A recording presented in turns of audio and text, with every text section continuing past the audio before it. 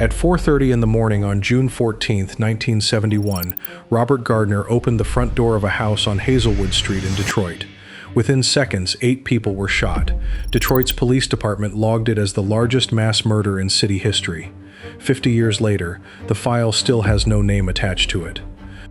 This is Detroit's most notorious murder cases. Case 1. The Hazelwood Massacre, Detroit, 1971. In the middle of 1971, Detroit was in the middle of its worst year for killings the city had ever recorded. Heroin was moving through the city in large amounts, and the money tied to that heroin was moving just as fast. Drug debts got settled with guns more often than with cash.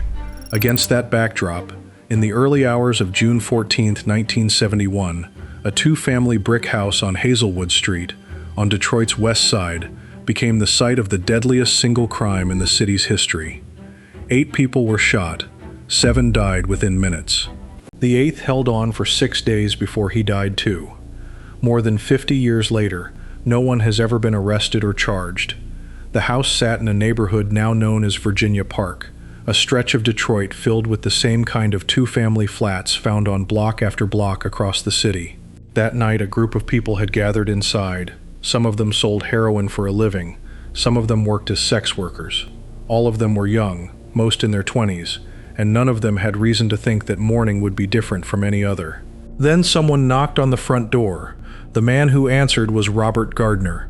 Police described him as a mid-level heroin dealer who also worked as a pimp, someone known on the street, but without the kind of protection that came with real power in the drug trade. Gardner had been on the move for weeks by the time he ended up at the Hazelwood apartment, shifting from one address to another, trying to stay ahead of trouble that had started 3 months earlier. That trouble had a name attached to it, and it was about to catch up with him.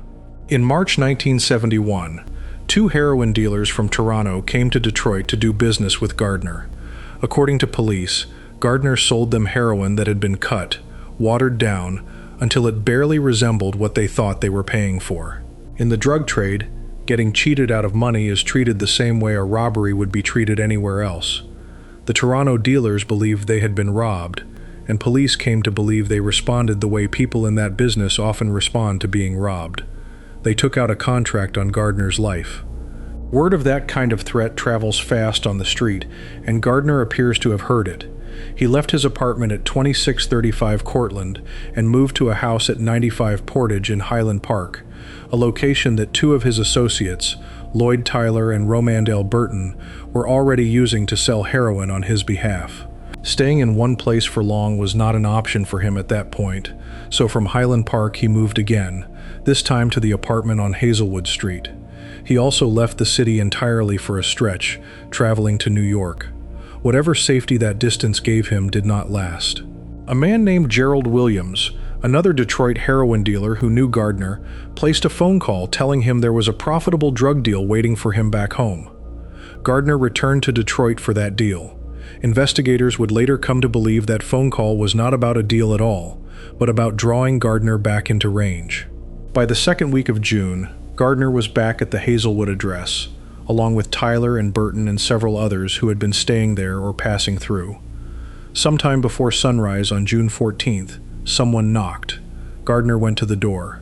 What happened next took place in a matter of seconds, but the aftermath would stretch on for more than 5 decades without an answer. According to police reconstruction of the scene, Gardner opened the front door and was shot almost immediately. He fell backward, dropping roughly 10 feet from the doorway, likely tumbling off the porch or down a short flight of steps as he tried to back away. Inside the apartment, the shooting continued. 7 other people inside the house were shot in the head at close range.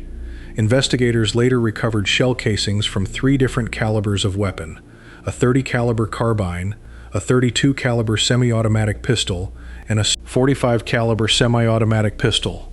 That detail told police more than one person had done the shooting, and that whoever came through that door had come prepared with more than a single gun. 3 women inside the apartment were found with their hands tied in front of them using rubber surgical tubing. One of the women was found with her arms wrapped around another woman's waist, as if the 2 had tried to hold on to each other in their final moments. Investigators searching the apartment found 11 separate firearms inside the house. 5 handguns, 5 long guns, and 1 shotgun, all belonging to people who lived there or were staying there. Ballistics testing on every one of those 11 weapons came back the same way. None of them had been fired recently, and none of them matched the casings found at the scene. The people inside that apartment had guns within reach, and never got the chance to use a single one of them. Not everyone inside the house that morning died. 3 people, 2 women and 1 man, managed to escape by breaking through a rear window on a sun porch at the back of the apartment. They ran down an alley behind the house and kept running until they reached Detroit Police Headquarters, where they reported what had happened.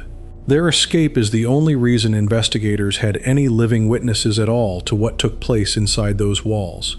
Word of the massacre spread through the department almost immediately, and within Detroit's crime reporting it quickly became known simply as the Hazelwood Massacre.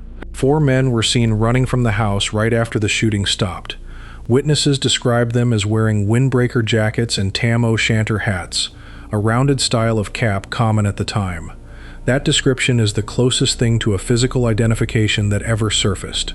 No names, no faces, nothing more specific than jackets and hats on 4 men moving fast away from a house where 8 people had just been shot. Robert Gardner was still alive when officers arrived. He was taken to Henry Ford Hospital, where doctors worked to save him. He held on for 6 days before he died on June 20th, becoming the 8th and final victim of that morning. Among the 7 who died at the scene were Lloyd Tyler, 27 years old, one of the men who had been helping Gardner move and sell his product out of the Highland Park house before the group ended up on Hazelwood. Romandell Burton, 24, worked as a security guard at Tiger Stadium and had also been tied to Gardner's operation through the Portage Street address. Carl Carrington Mounts Jr., 27, also went by the name Robert Lee Goff. Narcissa Lee Brown, known to people who knew her as Tessie, was 19 years old. Catherine Betty Vassar, 22, was also known by the names Catherine Vassar and Sheila Williams.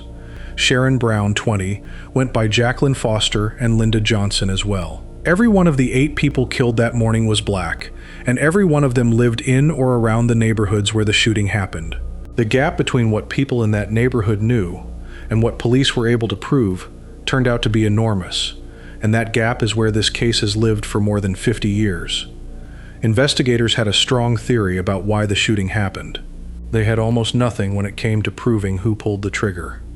4 days after the massacre, on June 18th, Gerald Williams, the man who had called Gardner and told him about the supposed drug deal, was shot 6 times and killed at a motel on Detroit's west side. Police connected the 2 killings almost immediately. Their theory was straightforward.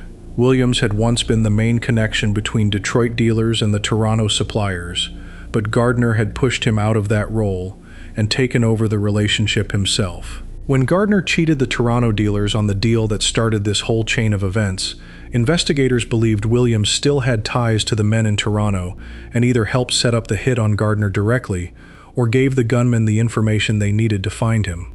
Some detectives went further, theorizing that Williams himself might have actually been inside the Hazelwood apartment at the time of the shooting, and that he was killed 4 days later specifically to remove him as a witness who could identify the men who did it.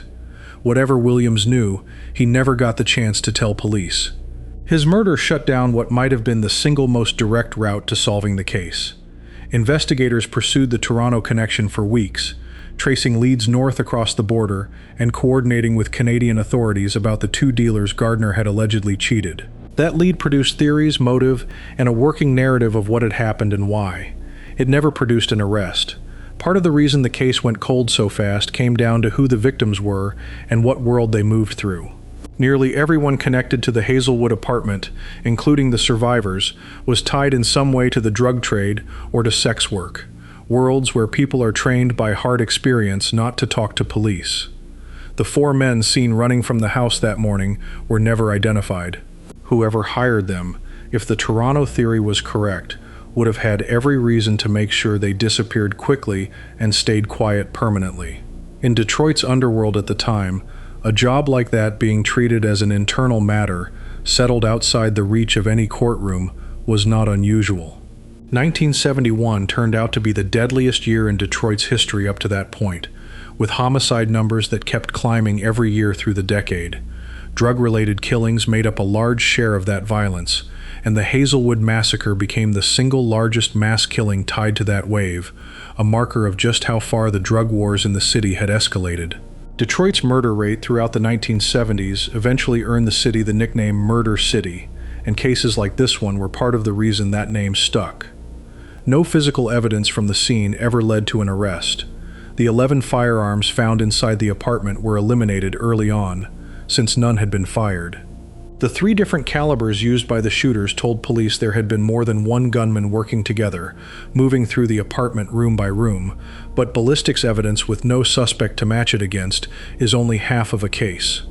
Without fingerprints, without a confession, and without cooperation from anyone connected to Detroit's drug trade at the time, investigators were left with a strong theory and no way to finish it. Over the decades that followed, the Hazelwood Massacre kept its place as the largest mass murder in Detroit history and, by extension, the deadliest single shooting recorded in the state of Michigan. It has been revisited periodically by journalists, true crime writers, and cold case researchers, each pass turning up the same set of facts without adding a new name to the list of suspects. Michigan today carries one of the highest numbers of active cold cases in the country, with more than 19,000 unsolved investigations dating back to 1980 alone, and the Hazelwood case predates even that count by nearly a decade. Newer investigative tools, including genetic genealogy and improved forensic testing, have helped reopen some of Michigan's oldest cases in recent years. None of those tools have been applied publicly to Hazelwood, and no DNA evidence from the scene has ever been reported as tested or retested using modern methods. What remains of this case today is a police theory that has held up for more than 50 years without ever being proven in a courtroom. 8 people, ranging in age from 19 to 27, were shot inside a house on a residential Detroit street because one man tried to cheat the wrong buyers out of the wrong batch of heroin. The 4 men who carried out that decision were never named. The people who hired them, if the theory about the Toronto dealers is accurate, were never charged. Gerald Williams, the one person who may have known exactly what happened inside that apartment, was killed before he could tell anyone. Every family connected to the 8 victims has spent more than 5 decades without a trial, without a conviction, and without the answer to who was responsible for the worst single night of violence in Detroit's history. Before we move on, if you're enjoying this analysis, please consider subscribing. It helps the channel tremendously. The Hazelwood Massacre showed what happened when Detroit's drug trade turned violent, and the killers walked free. The next case took that same city and turned the spotlight onto race, rage, and a baseball bat outside a Detroit strip club. Case 2. The Killing of Vincent Chin, Detroit, 1982. Vincent Chin was born on May 18, 1955, in Guangdong Province in mainland China. He spent his early years in an orphanage there before he was adopted by a Chinese-American couple and brought to the United States. He grew up in Highland Park, Michigan, just north of Detroit, and later moved with his family to Oak Park after his adoptive grandfather was mugged in 1971. Chin graduated from Oak Park High School in 1973 and went on to study at the Control Data Institute and Lawrence Institute of Technology. By 1982, he was 27 years old, working as an industrial draftsman at Efficient Engineering, an automotive supplier in the Detroit area, and picking up extra hours on weekends as a waiter at the Golden Star restaurant in Ferndale, Michigan. He was engaged to a woman named Vicky Wong, and the 2 of them had a wedding date set. June 28, 1982. Detroit in 1982 was a city built around the automobile industry, and that industry was in serious trouble. The country was in an economic recession, and American car manufacturers were losing customers to Japanese imports at a rate that alarmed workers across the region. Layoffs were common. Anger at Japanese car companies was common too, and it did not stay confined to boardrooms and union halls. Politicians talked about it publicly. Michigan Congressman John Dingell referred to Japanese competitors using a racial slur during this period, and the phrase Japan bashing became a normal part of how people in Detroit talked about the state of the auto industry. That anger did not distinguish between Japanese corporations and Asian people living in Detroit, and Vincent Chin, who was Chinese American, would end up paying for that failure to distinguish with his life. On the night of June 19, 1982, Chin went out with a group of friends to celebrate his upcoming wedding. It was his bachelor party.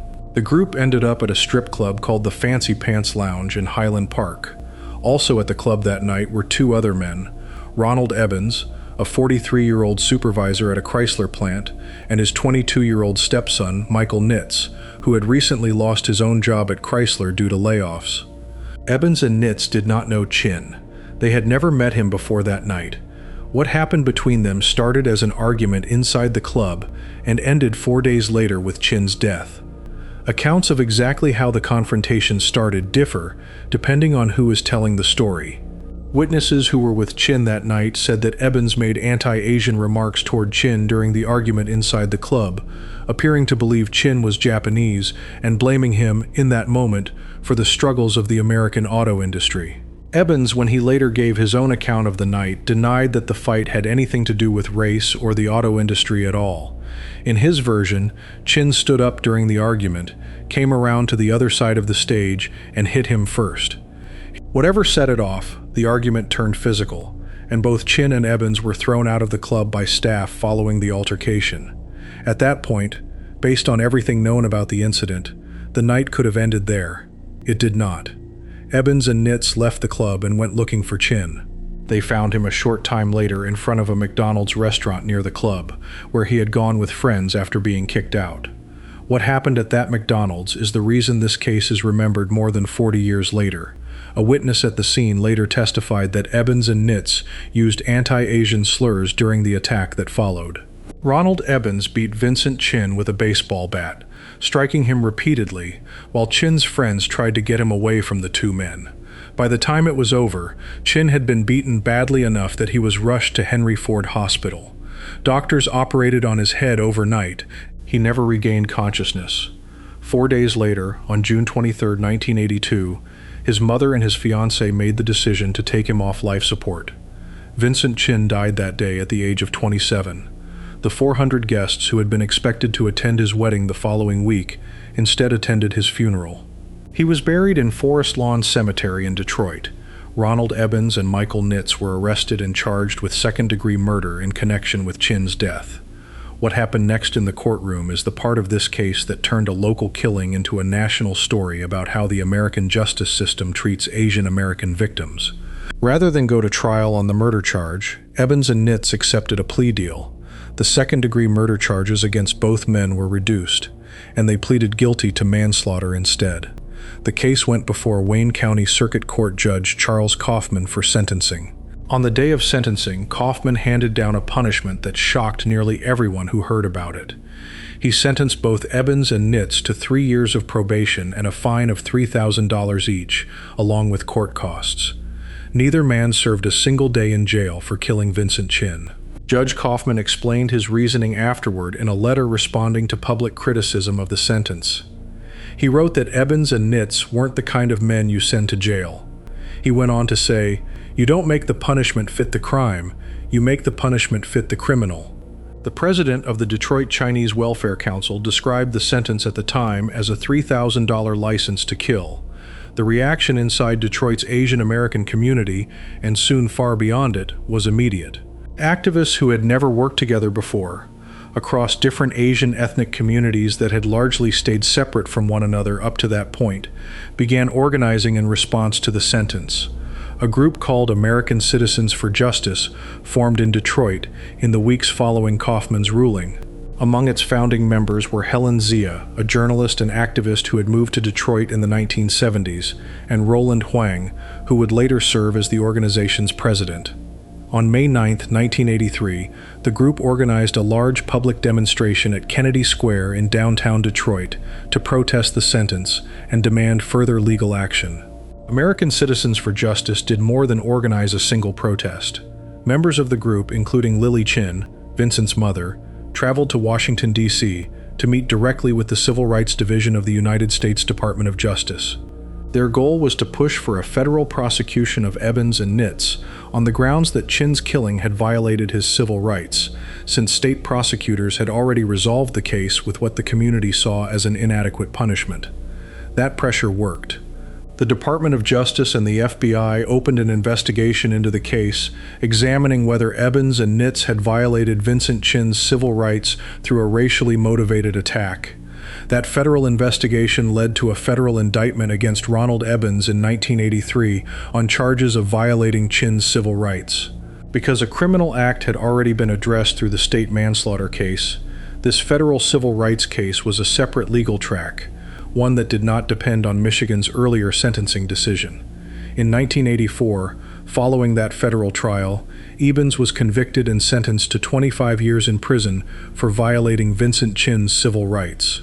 For the first time since the killing 2 years earlier, it looked as though there would be a real consequence attached to what had happened outside that McDonald's. Evans appealed his federal conviction to the U.S. Court of Appeals for the Sixth Circuit. The appeal was granted, and Evans was given a new trial. That retrial was moved out of Detroit entirely, relocated to Cincinnati, Ohio, on the reasoning that a fair jury could not be found in Detroit, given how much local media attention the case had already received. In 1987, the jury in Cincinnati acquitted Ronald Evans of all federal civil rights charges. He walked out of that courtroom a free man, 5 years after killing Vincent Chin, having never spent a day in prison for it. The case did not end there either, though by this point it had moved out of criminal court entirely and into civil court, where the standard of proof is lower and the goal is compensation rather than punishment. Vincent Chin's estate pursued a civil wrongful death claim against Evans. Over the years that followed, that civil judgment grew, with interest, into a debt of more than $8 million that Evans owed to the Chin estate. As of recent reporting, Evans, now in his 70s, has paid only a small fraction of that amount. In 2012, 30 years after the killing, a journalist named Emil Guillermo tracked down Ronald Evans and interviewed him by phone. In that conversation, Evans expressed some regret about what happened, saying, "It should never have happened." He continued to deny that race had anything to do with it, telling Guillermo it had nothing to do with the auto industry or Asians or anything else. "Never did, never will. I could have cared less about that." Evans maintained his account that Chin struck him first inside the club, saying Chin sucker punched me and knocked me off my chair. For many Asian American activists connected to the case, Evans's decades-late partial apology, paired with his continued denial that race played any role, did little to settle the question of what actually happened, or why it happened, to Vincent Chin specifically, on that specific night, out of everyone who might have crossed paths with Evans and Nitz at that club. The legal outcome of Vincent Chin's case became one of the most cited examples in American civil rights history of a killing where the punishment failed to match the crime. What grew out of that outcome, though, reached far beyond Detroit and far beyond the specific facts of one bad night at a strip club. American Citizens for Justice, the organization formed directly in response to Judge Kaufman's sentence, is credited as one of the first groups to successfully unite different Asian ethnic communities in the United States under a single civil rights banner. Before Chin's killing, Chinese, Japanese, Filipino, Korean, and other Asian communities in cities like Detroit had largely organized separately, often with little connection to one another. Vincent Chin's case changed that. Community leaders and scholars have pointed to it repeatedly as the moment a Pan-Asian American identity and a Pan-Asian American civil rights movement first took shape at a national level. The case's federal prosecution also mattered on its own, apart from its outcome. It was among the first times the United States government pursued federal civil rights charges specifically on behalf of an Asian American victim. Legal scholars and civil rights historians have described this as a turning point, one that established for the first time in a concrete legal sense that Asian Americans could be recognized and protected under federal civil rights law in the same way other minority groups had been. Before this case, according to activists directly involved, there was a widespread assumption that civil rights protections in America existed primarily for other communities, and that Asian Americans were not considered to be within their reach. Vincent Chin's story went on to be documented in the film Who Killed Vincent Chin?, directed by Christine Choi and Renee Tajima Pena, which was nominated for an Academy Award. Decades later, the FBI released a 602-page file on Chin's death, made public in 2024, containing witness interviews describing the final moments of the attack, along with details about the slurs used by his attackers. The release came without prior notice to the activists and family members who had spent years fighting for accountability in the case, and it renewed public attention on a killing that, in strictly criminal terms, was never fully answered for. Each year around the anniversary of Chin's death, the Asian American community in Detroit and cities around the country holds remembrance events tied to his case. In 2022, on the 40th anniversary of the killing, Detroit hosted a weekend of events including film screenings, panel discussions, and public art, organized in partnership with what organizers called the Vincent Chin 40th Remembrance and Rededication Coalition. Helen Zia, one of the original founders of American Citizens for Justice back in 1983, has continued that advocacy work into the present day, later launching an organization called the Vincent Chin Institute, aimed at countering hate crimes against Asian Americans. Vincent Chin never made it to his wedding. He was 27 years old when he died, 4 days after being beaten with a baseball bat outside a McDonald's in a Detroit suburb by two men who had never met him before that night and who never served a single day in prison for killing him. What came out of his death? The Pan-Asian civil rights movement his case helped create, and the federal legal precedent his case helped establish, has outlasted every court appeal, every retrial, and every partial apology offered decades after the fact. Before we move on, if you're enjoying this analysis, please consider subscribing. It helps the channel tremendously. Vincent Chin's case forced a reckoning over who counts as protected under civil rights law and who gets left out. The next case moves from a single act of racial violence to something far larger in scale, a serial killer whose body count remains uncertain even decades after his death. Case 3, Benjamin Atkins, the Woodward Corridor Killer, Detroit, 1991 to 1992. Benjamin Thomas Atkins was born on August 26, 1968, in Detroit, Michigan. From the earliest days of his life, almost nothing about his upbringing gave him a fair start. His father left the family shortly after Benjamin was born. By 1970, when Benjamin was still a toddler, his mother had left too, unable to care for him because of a battle with drug addiction and mental illness that overtook most of her life. Benjamin ended up in an orphanage, and from there he moved through a string of foster homes and juvenile facilities for most of his childhood. The abuse he suffered in those facilities was severe. At the age of 10, according to accounts that surfaced later in court records and news coverage, Benjamin was raped by a staff member at one of the institutions where he was placed. Other boys in the same facilities bullied and sexually harassed him repeatedly in the years that followed. Before his mother left his life for good, she had already exposed him to things no child should see. She worked as a sex worker, and there were periods when she forced young Benjamin to sit in the back seat of a car while she performed sex acts with men who paid her, sometimes for as little as $20.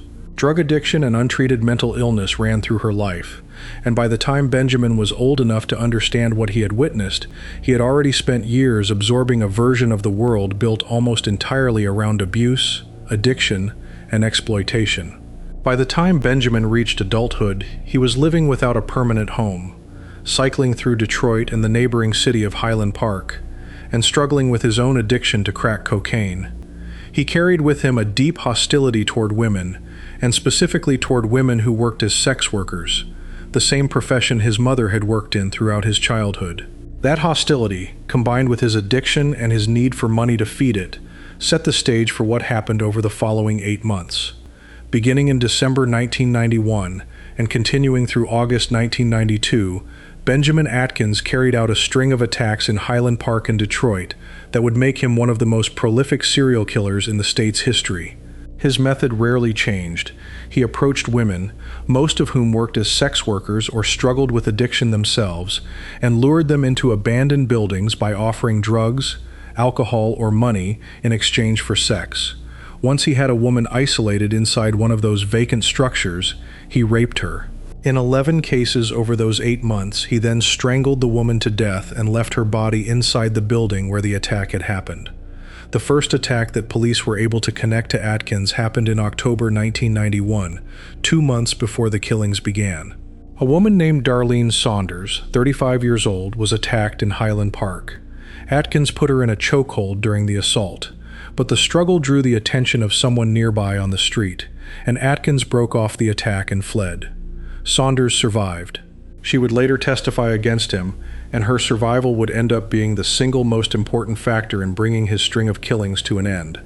At the time, though, her case was treated as an isolated assault, one report among many that Detroit and Highland Park police received on a regular basis. The killings themselves began soon after. On December 8, 1991, a woman named Debbie Ann Friday, 30 years old, went missing. Her body was found 6 days later, on December 14th, on Elmhurst Drive in Highland Park. She had been strangled. On December 11th, a woman named Bertha Jean Mason, 26 years old, left her 4 children at home in the care of her boyfriend and went out, telling him she was going to a nearby store. She never came home. Her body turned up on December 30 on Alger Street in Detroit. The pattern continued into January. On January 25, 1992, the body of 39-year-old Vicky Truelove was found strangled in Detroit. Then, on February 17th, in a single day, police discovered 3 more bodies at the same location, the Monterey Motel in Highland Park. Valerie Chalk, 34 years old, was found in room 68. Juanita Hardy, 23, was found in room 35. A third woman, found in room 18, remained unidentified. All 3 had been strangled inside the same building on the same day of discovery, though the exact dates of their deaths were harder to pin down given the condition in which they were found. Through the spring, the killings kept happening at a pace of roughly 1 a month. Brenda Mitchell, 38, was found strangled in Highland Park on April 9th. 6 days later, on April 15th, 43-year-old Vicki Beasley Brown was found in the same city, killed the same way. Then, on June 15th, Joanne O'Rourke, 40 years old, became the next victim discovered in Highland Park. The final confirmed victim, 22-year-old Osanana Waymer, was found strangled in Highland Park on August 21, 1992, just 1 day after police finally made an arrest in the case, though her death had occurred before that arrest took place. 11 women dead within 8 months, nearly all of them found in vacant or abandoned buildings scattered across a corridor running along and near Woodward Avenue, one of Detroit's oldest and longest streets. That corridor gave the killer his nickname in local press coverage, the Woodward Corridor Killer. Nearly every one of his victims shared something in common beyond geography. Most were sex workers. Many struggled with drug addiction. In the eyes of a killer who blamed women in that profession for the pain of his own childhood, they were targets that the world around them, including the police investigating their deaths, was slow to treat with urgency. That slowness came from a mix of factors that investigators later acknowledged played a role in how long it took to connect the killings and catch the person responsible. Many of the victims lived on the margins, without stable housing, without steady contact with family who might report them missing right away. Highland Park and Detroit were 2 separate police jurisdictions, each handling reports within their own city limits, which meant that bodies found on either side of a shared border were not automatically treated as connected cases by a single department. It took time, and it took bodies piling up in the same kinds of locations killed the same way, before investigators began treating the deaths as the work of one person. That shift began to take shape by the middle of 1992, as the death toll climbed and the pattern became too obvious to ignore. On July 30, 1992, representatives from the FBI, the Michigan State Police, the Detroit Police Department, and the Highland Park Police Department held a summit to discuss the killings. This meeting marked the first time all 4 agencies sat down together and shared what each of them knew about the case. Before that point, the investigation had been fragmented, run separately by different departments without a shared file connecting the murders into a single pattern. Around the same time, FBI agent Paul Lindsay was working through a stack of hundreds of tips that had come in about the killings, most of which led nowhere. Buried in that stack was the report Darlene Saunders had made back in March, when she flagged down a police car on Woodward Avenue and told officers about the man who had attacked her the previous October. That report had sat largely unexamined for months.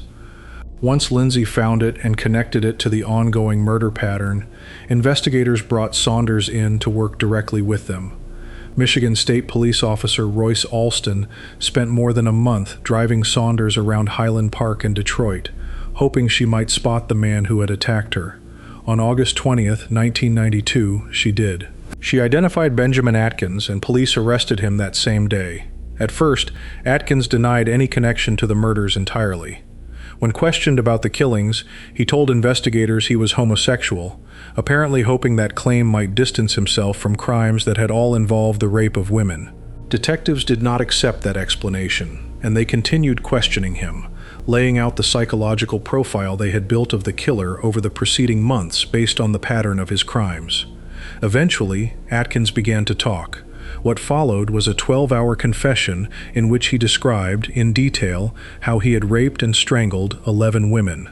He told police he had targeted women involved in sex work, specifically because of his hatred toward that line of work, a hatred rooted directly in what he had witnessed his own mother go through as a child. He explained that after raping his victims, he made the decision to kill them so they could never report him or press charges against him.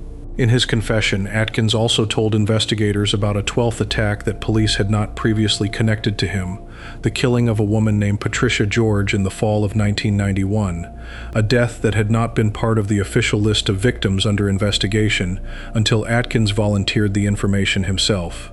Physical evidence backed up what Atkins had confessed to. Investigators found his palm print at one of the crime scenes. At another location, semen and bloodstains recovered by forensic technicians matched samples taken from Atkins. Between his own detailed confession and the forensic evidence tying him directly to specific locations, prosecutors had what they needed to bring the case to trial. The scale of the case created an unusual legal situation. 12 separate incidents, 11 murders, plus the assault on Darlene Saunders, all needed to be tried, but they had happened across 2 different cities and 2 different police jurisdictions. Prosecutors chose to combine the cases into a single trial process, but split the jury duties. One jury heard and decided the 3 murder cases that had occurred within Detroit. A second jury heard and decided the 8 murder cases from Highland Park, along with the 1 count of first-degree criminal sexual conduct tied to that jurisdiction. The trial itself stretched across 4 months, an unusually long proceeding driven by the sheer volume of victims, evidence, and testimony involved. After the evidence had been presented, the 2 juries spent 3 days deliberating before returning verdicts. In April 1994, Benjamin Atkins was found guilty on 22 counts of first-degree murder, 2 counts for each of the 11 women he had killed, along with 1 count of first-degree criminal sexual conduct. He was acquitted on 1 remaining charge, the attempted murder count, tied to his October 1991 assault on Darlene Saunders, the same woman whose report had ultimately led to his capture. On May 11, 1994, the court sentenced Atkins to life in prison on each of his convictions, stacking 11 separate life sentences on top of one another. Atkins appealed his convictions, arguing that the trial court had made a legal error by allowing 12 separate cases to be tried together in front of 2 different juries in a single proceeding. On July 29, 1997, the Michigan Court of Appeals rejected that argument and upheld every one of his convictions, ruling that Michigan court procedure allowed related offenses, defined as a series of connected acts or acts forming part of a single scheme, to be tried together in exactly the way his case had been handled.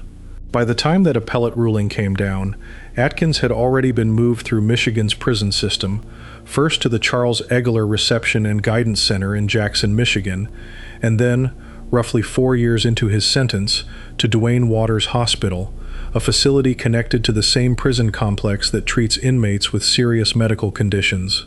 Atkins had contracted HIV, believed by investigators and later reporting to have come from one of the women he had raped and killed. The infection progressed into AIDS, and on September 17, 1997, Benjamin Atkins died at Duane Waters Hospital. He was 29 years old, just over 5 years removed from his arrest, and roughly 3 years into the 11 life sentences he had been ordered to serve. His death closed out the criminal case permanently, but it did not close out the damage done across Detroit and Highland Park during those 8 months in 1991 and 1992. 11 women were dead, most of them left in the same kinds of abandoned buildings that dot large stretches of both cities.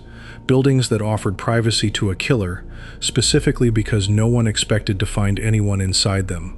The task force built in the final weeks of the investigation, bringing together federal, state, and 2 separate city police departments under one roof, came together only after months of killings that a faster, more coordinated response might have caught sooner.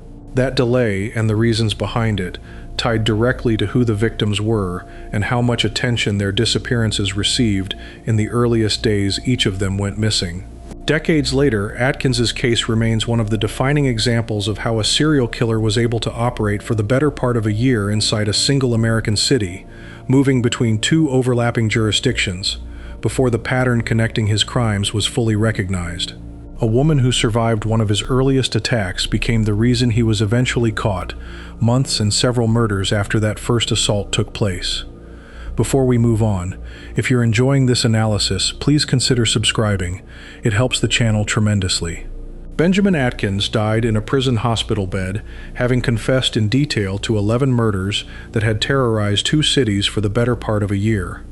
The next case moves to a killer whose confirmed body count is uncertain even now, a man some investigators believe may be the most prolific serial killer in American history. Case 4. Coral Eugene Watts, the Sunday Morning Slasher, Detroit Murders, 1974 to 1980. Carl Eugene Watts was born on November 7, 1953. Most accounts trace his birth to Texas, though his family soon moved north. His parents split up when he was still a small child, and his mother relocated with him and his sister to Inkster, Michigan, a suburb just west of Detroit, where she found work as a high school art teacher. In 1962, she remarried a mechanic, and the family grew with 2 more children. Carl did not get along with his new stepfather. Around the same time, he started going by a different version of his own name, calling himself Coral, a pronunciation tied to relatives from a place called Coalwood. When Coral was 8 years old, he came down with meningitis, an illness that nearly killed him. His fever ran so high that doctors worried it might have caused brain damage. He was hospitalized in Detroit, kept apart from other patients, and had to undergo repeated spinal taps as part of his treatment. He missed a full year of school recovering. Family members who knew him before and after the illness noticed a shift in his personality. Accounts differ on exactly how that shift showed itself. Some relatives described him becoming quieter and more withdrawn. Others, including a forensic psychologist who later reviewed his case, said he began talking about women having evil spirits and evil eyes, language that would resurface, disturbingly, years later when police finally asked him why he had killed. Whatever changed in Coral Watts after that illness, it showed up early and it showed up violently. At age 15, while working a paper route in Inkster, he attacked a young woman. The assault did not result in murder charges, since the victim survived and the case appears to have gone largely unresolved at the time, but it entered police files under a Detroit police sergeant named James Arthurs, a name that would matter again years later. At age 20, Watts served roughly a year in custody after being convicted for attacking a woman, though details from this early period remain thinner than what followed. By his own later account, he had begun having violent fantasies about women years before that, and by his teenage years, he had already started acting on them. After a stretch working as a mechanic for a wheel company in Detroit, Watts enrolled at Western Michigan University in Kalamazoo. College did nothing to slow him down. Within weeks of arriving, a string of attacks began around the campus. On October 25, 1974, a 23-year-old woman named Lenore Kanazaki heard a knock at her apartment door. A young man asked for someone named Charles. When she answered, he grabbed her by the throat and began strangling her. Kanazaki fought back hard enough to drive him off and escaped with her life. 5 days later, on October 30th, a 19-year-old student named Gloria Steele answered a knock at her own apartment door in Kalamazoo, using the same story about looking for someone named Charles. This time the attacker had a knife. He stabbed Gloria Steele 33 times. She died from her wounds, becoming Coral Watts' first confirmed murder victim. Kalamazoo police investigated both the Kanazaki assault and the Steele murder, and detectives came to view Watts as their leading suspect in Steele's death. They did not have enough evidence to charge him with murder. What they could charge him with was the assault on Kanazaki, and 14 months after that attack, prosecutors reached a plea deal with Watts. he pleaded guilty to one count of assault in exchange for a second, related charge being dropped, and received a sentence of 1 year in the county jail. He was never charged in connection with Gloria Steele's murder. Before serving that sentence, on the advice of his own attorney, Watts had himself voluntarily committed to a psychiatric facility, and during his time there, he refused to answer any questions related to Steele's death.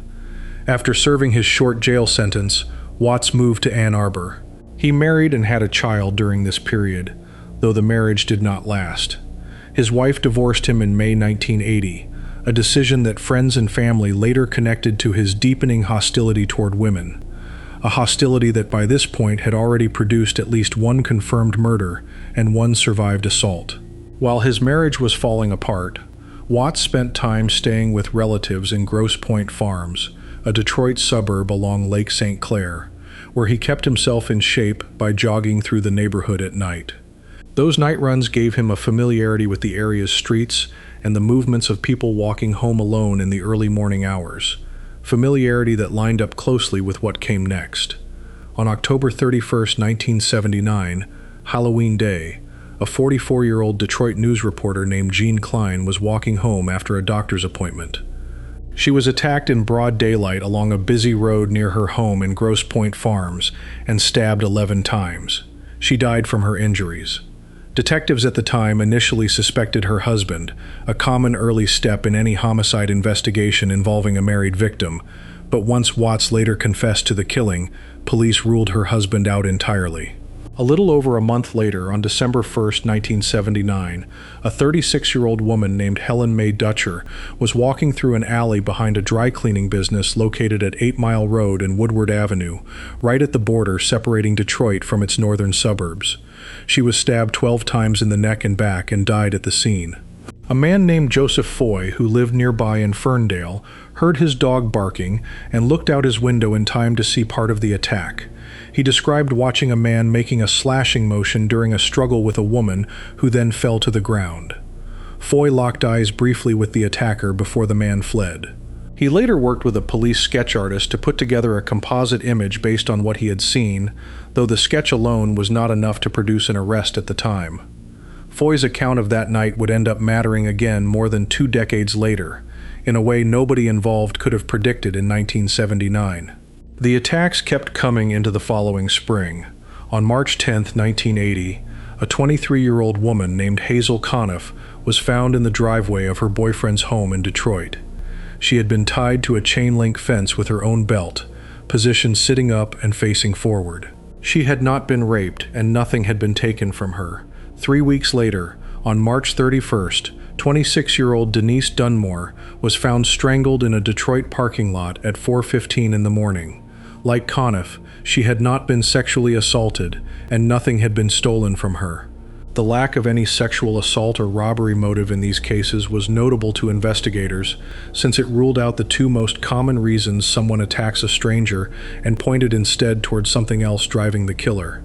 By this point, the killings had spread west from Detroit into Ann Arbor, home to the University of Michigan, roughly 40 miles away.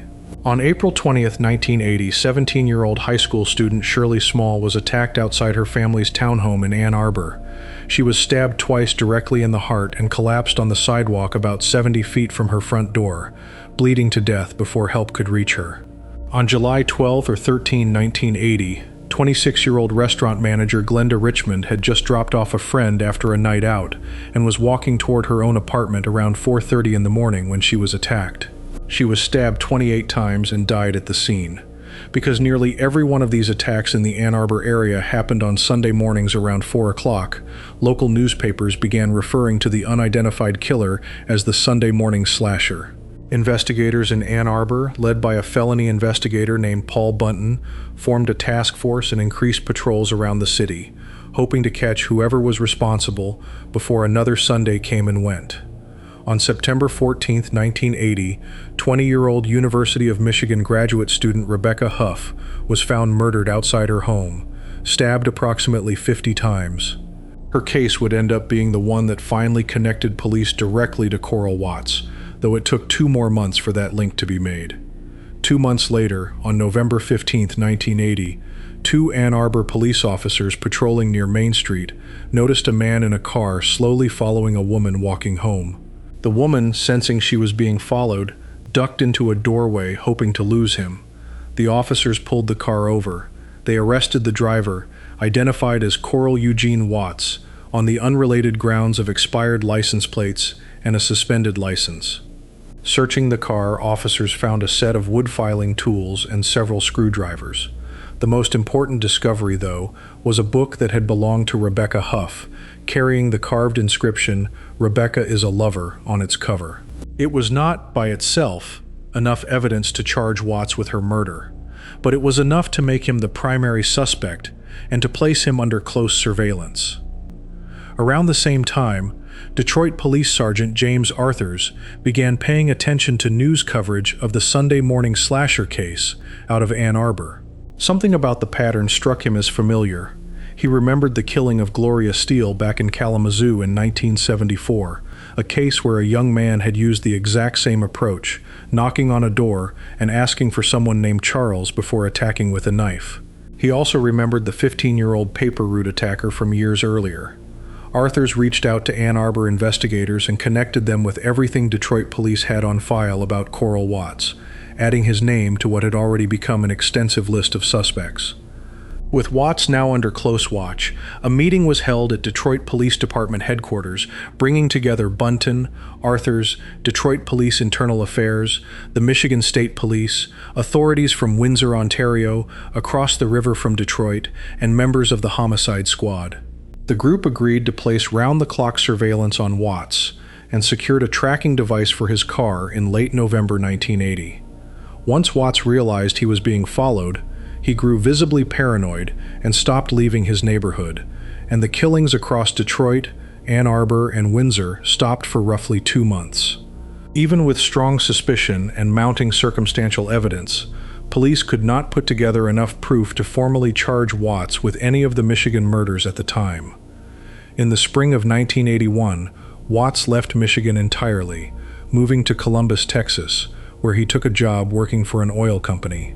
Every weekend, he drove more than 70 miles into the Houston area, a pattern investigators later realized mirrored exactly what he had done in Michigan, driving into a different city to find victims and putting distance between himself and where he lived. Watts's move to Texas did not end the killing.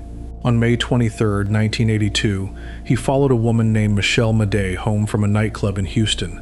She was killed on her 20th birthday, and her body was later found in a bathtub. Later that same night, Watts moved on to another apartment complex where he confronted two more women, 19-year-old Melinda Aguilar and her roommate. He tied both women up and began filling a bathtub with water, clearly intending to drown them the way he had killed Madej hours earlier. Police intervened before he could carry that plan through, and both women survived. That arrest in Texas led to a legal outcome almost as troubling, in its own way, as the one that had followed Vincent Chin's killing in Detroit years earlier. Facing charges tied to the attempted murders of Aguilar and her roommate, Watts struck a deal with Texas prosecutors. He agreed to confess in detail to a series of murders across Michigan and Texas, describing killing after killing to investigators, in exchange for immunity from prosecution on those specific murder charges. He was ultimately convicted only on the burglary and attempted murder charges connected to the Aguilar case, receiving a 60-year sentence. Because of Texas prison rules in place at the time, which allowed inmates to accumulate credited time that reduced their actual time served, Watts's 60-year sentence did not mean 60 years behind bars. Under those rules, he was on track to be automatically released in 2006, having served only about 24 years of that sentence, despite having confessed to committing more than a dozen murders that he could never be charged with because of his own plea deal. That release date, once it became widely known, set off outrage among the families of his victims, who had spent decades watching a confessed killer serve time for an attempted crime while walking free of any consequence for the murders he had actually admitted to committing. In 2002, as Watts's release date drew closer, a Wayne County Assistant Attorney General named Donna Pendergrast learned about the case for the first time through a call from a reporter in Texas asking what Michigan planned to do about him. Pendergrast had graduated from the University of Michigan around the time of the Ann Arbor killings and realized, digging into the case, that the man responsible for the fear that had gripped her own campus during her senior year was about to walk free. Pendergrast and investigators reviewed roughly 200 unsolved cases across Michigan and Canada that matched Watts's known pattern, racing against the clock of his scheduled release to find any piece of evidence solid enough to bring new charges. In January 2004, Joseph Foy, the same man who had witnessed part of Helen Dutcher's murder outside the dry cleaner at 8 Mile and Woodward back in 1979, saw a photograph of Watts on the news and came forward again, more than 2 decades after he had first tried to help police identify the killer. His renewed account gave prosecutors enough to file a first-degree murder charge against Watts for Dutcher's death, filed in Ferndale District Court. Michigan Attorney General Mike Cox announced the charge at a news conference in Detroit, describing Watts as a confessed killer who had promised he would kill again if ever released.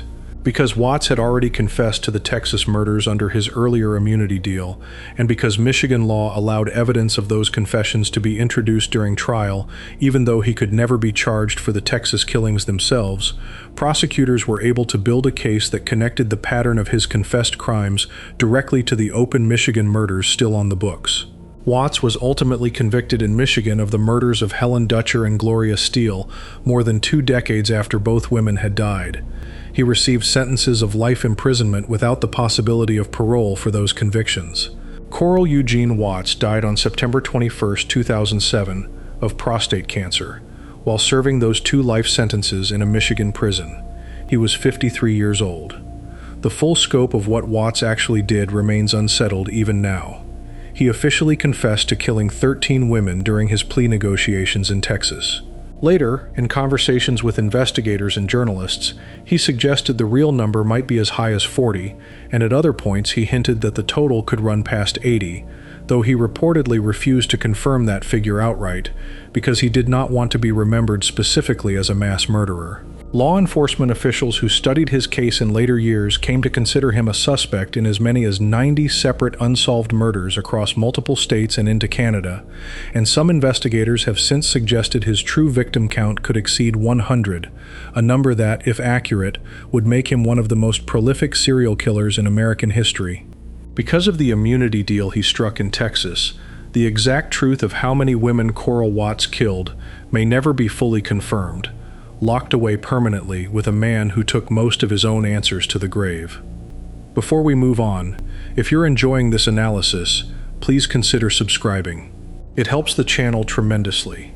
Coral Watts spent more than 3 decades moving between cities, killing women who were simply walking home alone in the early morning hours, and walked free from most of those killings because of a deal he made to avoid prison time for a handful of them.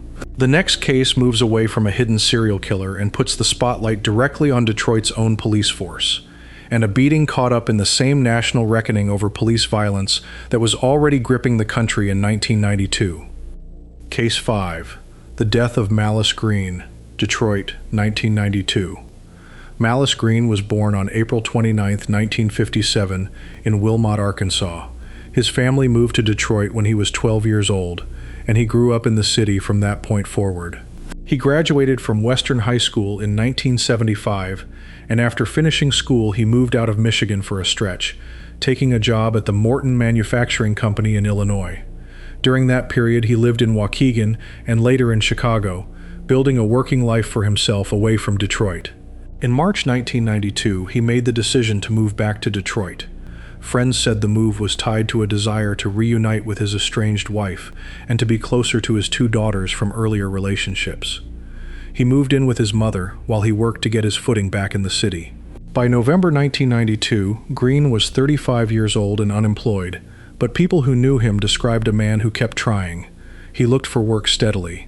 He helped care for his sister's children. He was known in his neighborhood for barbecuing on his porch and sharing food with anyone who happened to walk by. That reputation for generosity sat alongside a police record that included a drunk driving arrest from July 1989, an incident where he tried to flee a squad car by kicking open its door, and a conviction from May 1990 for pushing two officers who had responded to a domestic abuse call at his home. He had also been accused of hitting his wife in 1989. None of that history connects directly to what happened to him on the night of November 5, 1992. But it became part of how his death was later argued about in court. That night, around 10:30, Green drove his friend Ralph Fletcher home after the two of them had stopped at a party store. The store was known to police as a location tied to drug activity in the neighborhood, and an unmarked police car had been following Green's vehicle since the two men left the store. Inside that unmarked car were two plainclothes Detroit police officers, Walter Budson and Larry Nevers. In the neighborhood, the two of them were known by a nickname, Starsky and Hutch, a reference to the television show about a pair of aggressive plainclothes cops. Both men were highly decorated officers with long careers, and both had a documented history of excessive force complaints stretching back years before that night. Budson and Nevers pulled their unmarked car in front of Green's vehicle after he dropped Fletcher off at his home, blocking him in. Both officers got out and approached Green's car from either side. Nevers asked Green for his driver's license. According to the accounts that came out afterward, Green did not respond right away. He got out of the driver's seat, walked around to the passenger side of his own car, and sat down with his legs still hanging out of the open door. He began going through the glove compartment, then reached down and grabbed something off the floor of the car, closing his hand into a fist around it. Nevers, believing Green was holding crack cocaine, told him to drop what was in his hand. Green did not let go of the object. What followed was a beating. Nevers struck Green in the head with his metal flashlight somewhere between 7 and 14 times during the struggle that broke out between them. Budson was also present and involved in the physical altercation. 5 uniformed officers arrived at the scene shortly after, among them an officer named Robert Lesnow, and they moved in to help restrain and handcuff Green. Emergency medical technicians who arrived on scene later gave testimony describing officers continuing to strike Green while he lay on the ground, before he was finally placed in an ambulance and taken to Detroit Receiving Hospital. He was pronounced dead there at 11 o'clock that night. An autopsy found that Green died from blunt force trauma to his head. Officers who searched Green's car afterwards said they found 4 rocks of crack cocaine and a knife on his person. His autopsy also showed cocaine in his system at a level of 50 micrograms per milliliter of blood, along with evidence of alcohol use. That detail would later become central to how the defense argued the case in court, though it did nothing to change the finding that the immediate cause of Green's death was the trauma to his head. Within 24 hours of Green's death, Detroit Police Chief Stanley Knox suspended 4 of the officers connected to the incident. Detroit's first black mayor, Coleman Young, spoke publicly and directly, stating that police had murdered Green. That kind of language from a sitting mayor, aimed at his own city's police department, signaled early on how seriously Detroit's leadership was treating the case. Charges followed quickly. Nevers and Budson, the 2 officers most directly tied to the beating, were charged with second-degree murder. Officer Robert Lesnow was charged with assault with intent to do bodily harm. Sergeant Freddie Douglas, the only black officer present at the scene that night, was charged with involuntary manslaughter, on the theory that he had failed to step in and stop the beating, despite having the authority and duty to do so as a supervising officer. The timing of Green's death mattered enormously to how the case unfolded across the country, not just in Detroit. 18 months earlier, in March 1991, a black man named Rodney King had been beaten by police officers in Los Angeles, an assault caught on videotape that shocked much of the country when it aired. In April 1992, just 7 months before Green's death, a jury acquitted the officers involved in King's beating, and that acquittal set off 6 days of rioting across Los Angeles.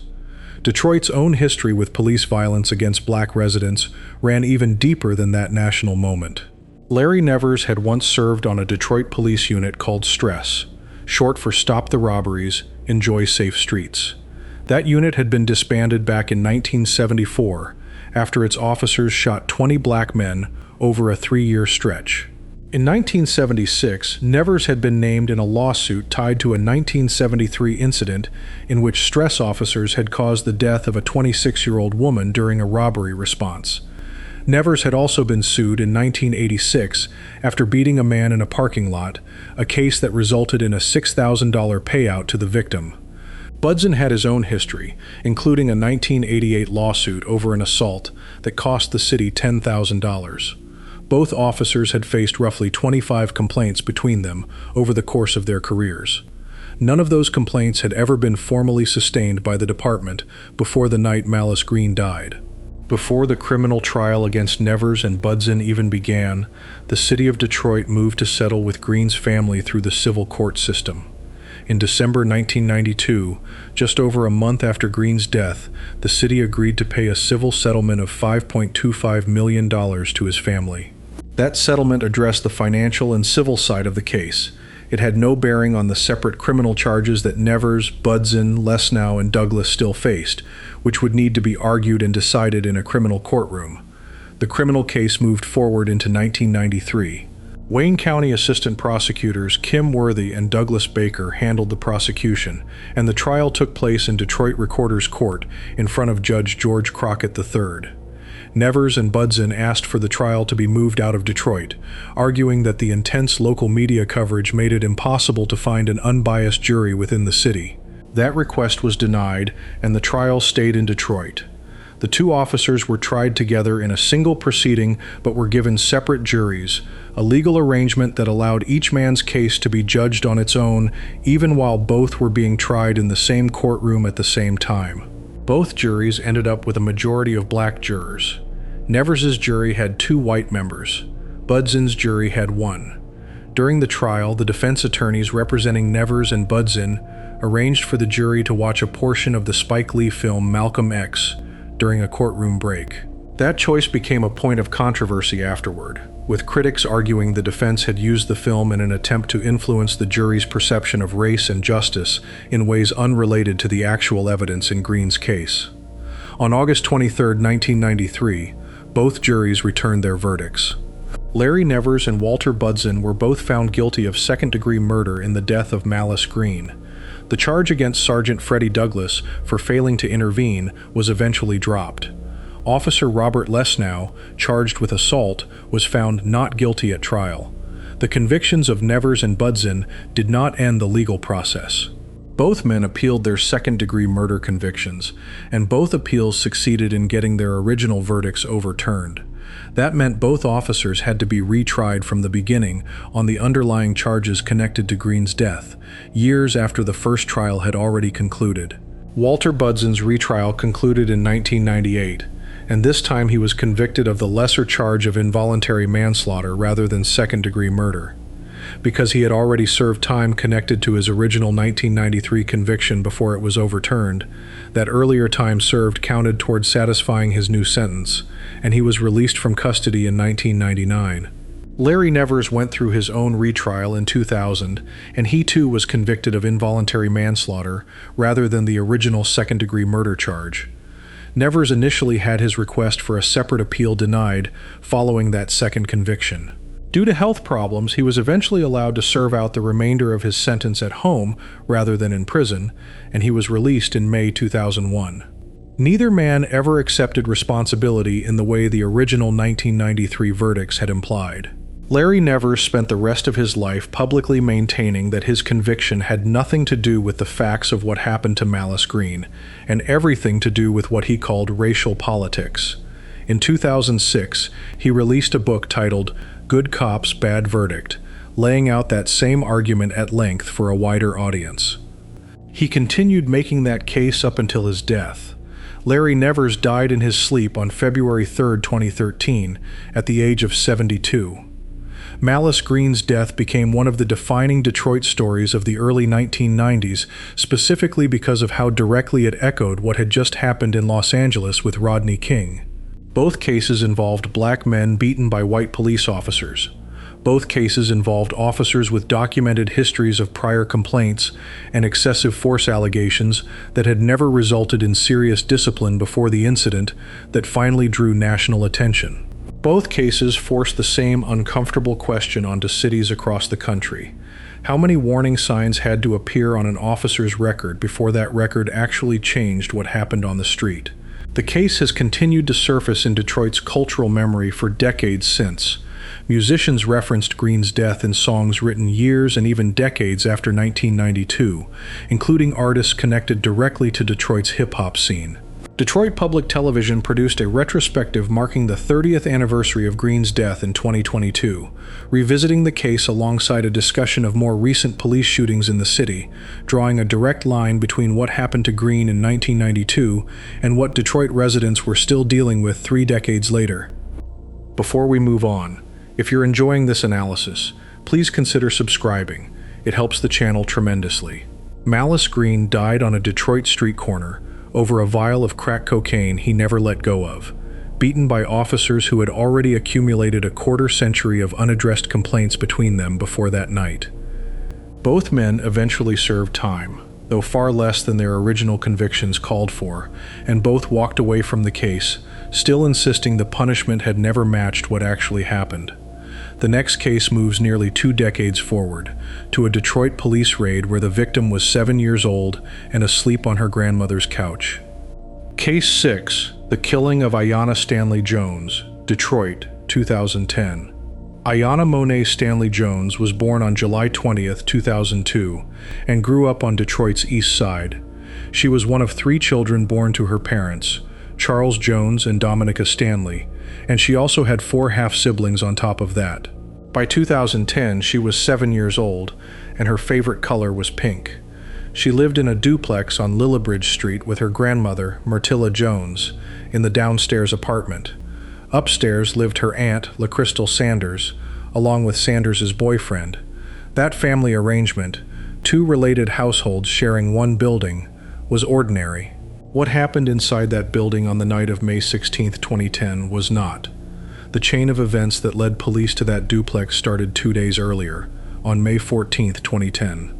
A Southeastern High School senior named Jareen Blake Nobles was shot and killed near the intersection of Mack and Beneteau Streets on Detroit's east side.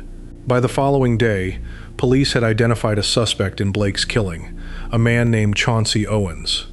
Owens happened to be the boyfriend of Ayanna's aunt, LaCrystal Sanders, which meant investigators traced him directly to the upstairs apartment at 4054 Lillibridge Street, the same building where Ayanna lived downstairs with her grandmother.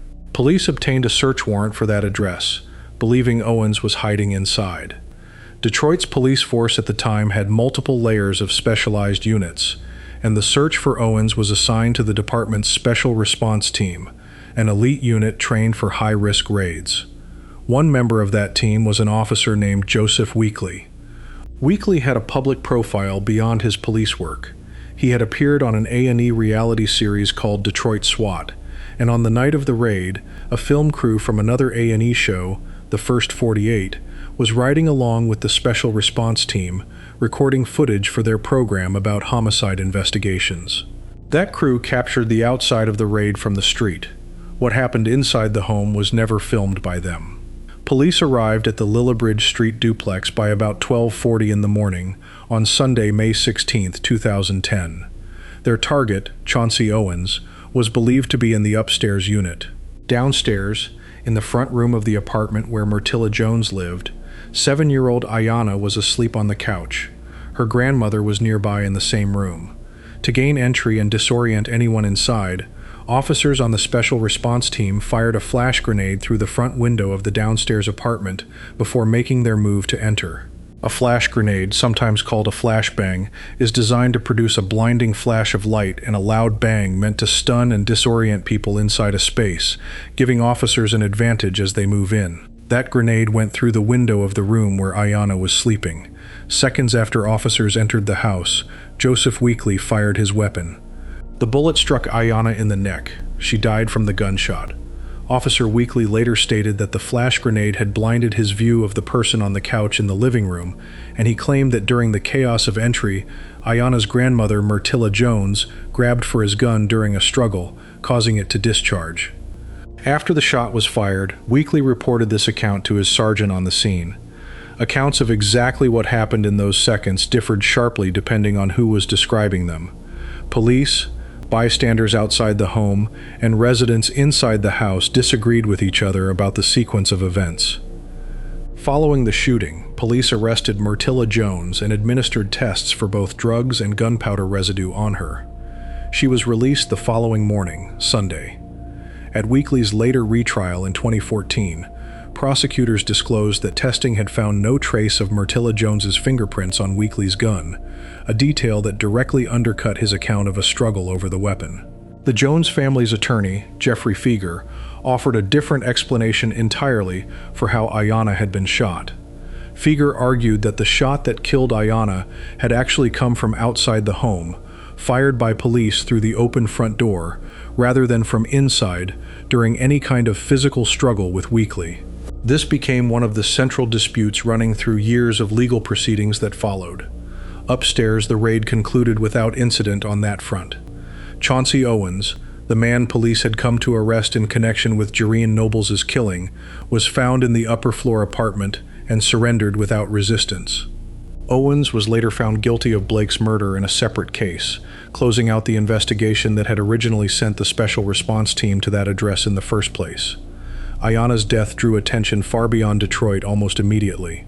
U.S. Representative John Conyers, whose district included the area where she died, formally asked U.S. Attorney General Eric Holder to open a federal investigation into the shooting.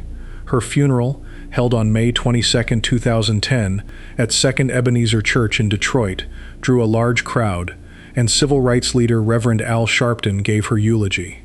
Ayanna's father, Charles Jones, wore a black suit with a pink tie and a pink handkerchief at the service, a choice tied directly to pink being his daughter's favorite color. Her casket was white, and after the service it was carried to the burial ground by horse-drawn carriage. The criminal case against Joseph Weekley moved slowly. In October 2011, more than a year after the shooting, Weekley was formally charged in connection with Ayanna's death. He faced a felony charge of involuntary manslaughter, along with a charge of reckless endangerment involving the discharge of a firearm. His first trial began in 2013 and ended without a verdict. In June 2013, the jury deadlocked, and the judge declared a mistrial. Rather than closing the case out entirely, prosecutors moved forward with a second attempt to try Weekley, and his retrial began in September 2014. This second trial produced two major developments. On October 3, 2014, the presiding judge, Cynthia Gray Hathaway, dismissed the more serious charge against Weekley, the felony involuntary manslaughter count, ruling that there was insufficient evidence to support it. That left Weekley facing only the remaining charge, a misdemeanor count of recklessly discharging a firearm, which carried a maximum possible punishment of 2 years in prison.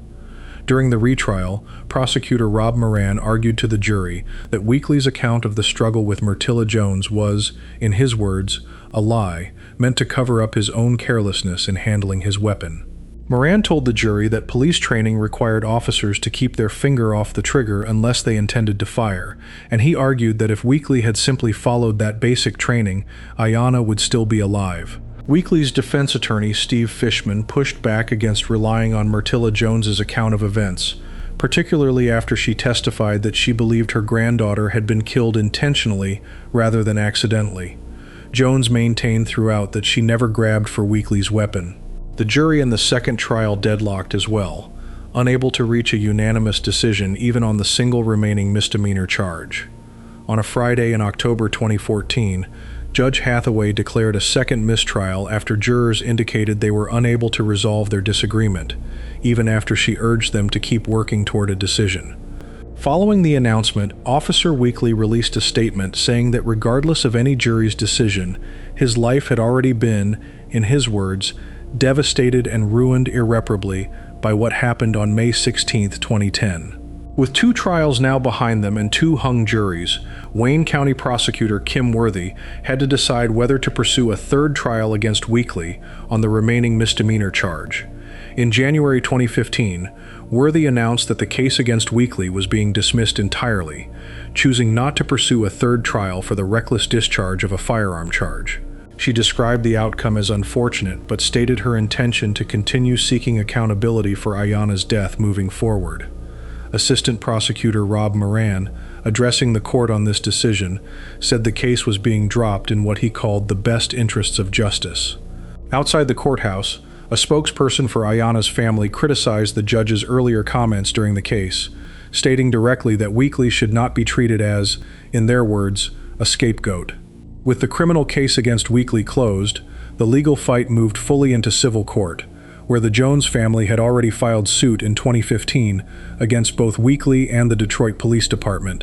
That civil case argued that Weekly's actions during the raid amounted to gross negligence, and it also alleged that the police department and unnamed supervisors overseeing the special response team had violated Ayanna's civil rights through inadequate training and flawed policy around raids like the one conducted that night. Michigan courts allowed the civil case to proceed toward either a trial or a settlement. When Weekly attempted to appeal that decision, seeking to avoid a jury deciding whether his conduct constituted gross negligence, the Michigan Supreme Court declined to hear his appeal, clearing the path for the case to move forward. The civil case was expected to go to trial in Wayne County. Instead, just before proceedings were set to begin, the City of Detroit's attorney's office confirmed a settlement. In April 2019, 9 years after Ayanna's death, the city agreed to pay $8.25 million to her family to resolve the lawsuit. Attorney Jeffrey Feger, who had represented the family throughout the civil proceedings, confirmed the agreement. In the period leading up to the settlement, Feger had been sharply critical of the city's handling of negotiations, stating in a press release that Detroit's Corporation Council had refused for years to participate in good faith toward any resolution, and had treated the family, in his words, with utter disrespect and disdain. The settlement required formal approval from the Detroit City Council before it could be finalized. Beyond the direct legal proceedings involving Weekly and the city, one additional figure connected to the case faced consequences of her own. Allison Howard, one of the two producers working for the First 48, who had been present filming the raid from outside the home, was separately charged in connection with the case. Howard pleaded no contest to a charge of obstruction of justice tied to how footage related to the raid had been released and handled. She had also faced a perjury charge, but that charge was ultimately dismissed as part of the resolution of her case. The reality show's footage of the raid was used as evidence during Weekly's 2 criminal trials, though the tape itself, which recorded the scene only from outside the home, never aired publicly as part of the show. Ayanna's case became one of the most closely watched examples in the country of what can go wrong during a high-risk police raid conducted at a private residence where officers do not always know exactly who is inside. The involvement of a reality television crew, actively filming the operation for entertainment purposes, at the same time officers were preparing to enter a home where a 7-year-old girl was asleep, added a layer of public scrutiny that went beyond typical police accountability cases. Questions about whether a camera crew's presence affected how officers approached the raid and whether entertainment considerations had any influence on operational decisions that night became part of the broader conversation the case generated nationally. 2 criminal trials against Joseph Weekly ended without any conviction. Both juries, drawn from the same county and asked to evaluate largely the same evidence, could not agree on whether Weekly bore criminal responsibility for what happened.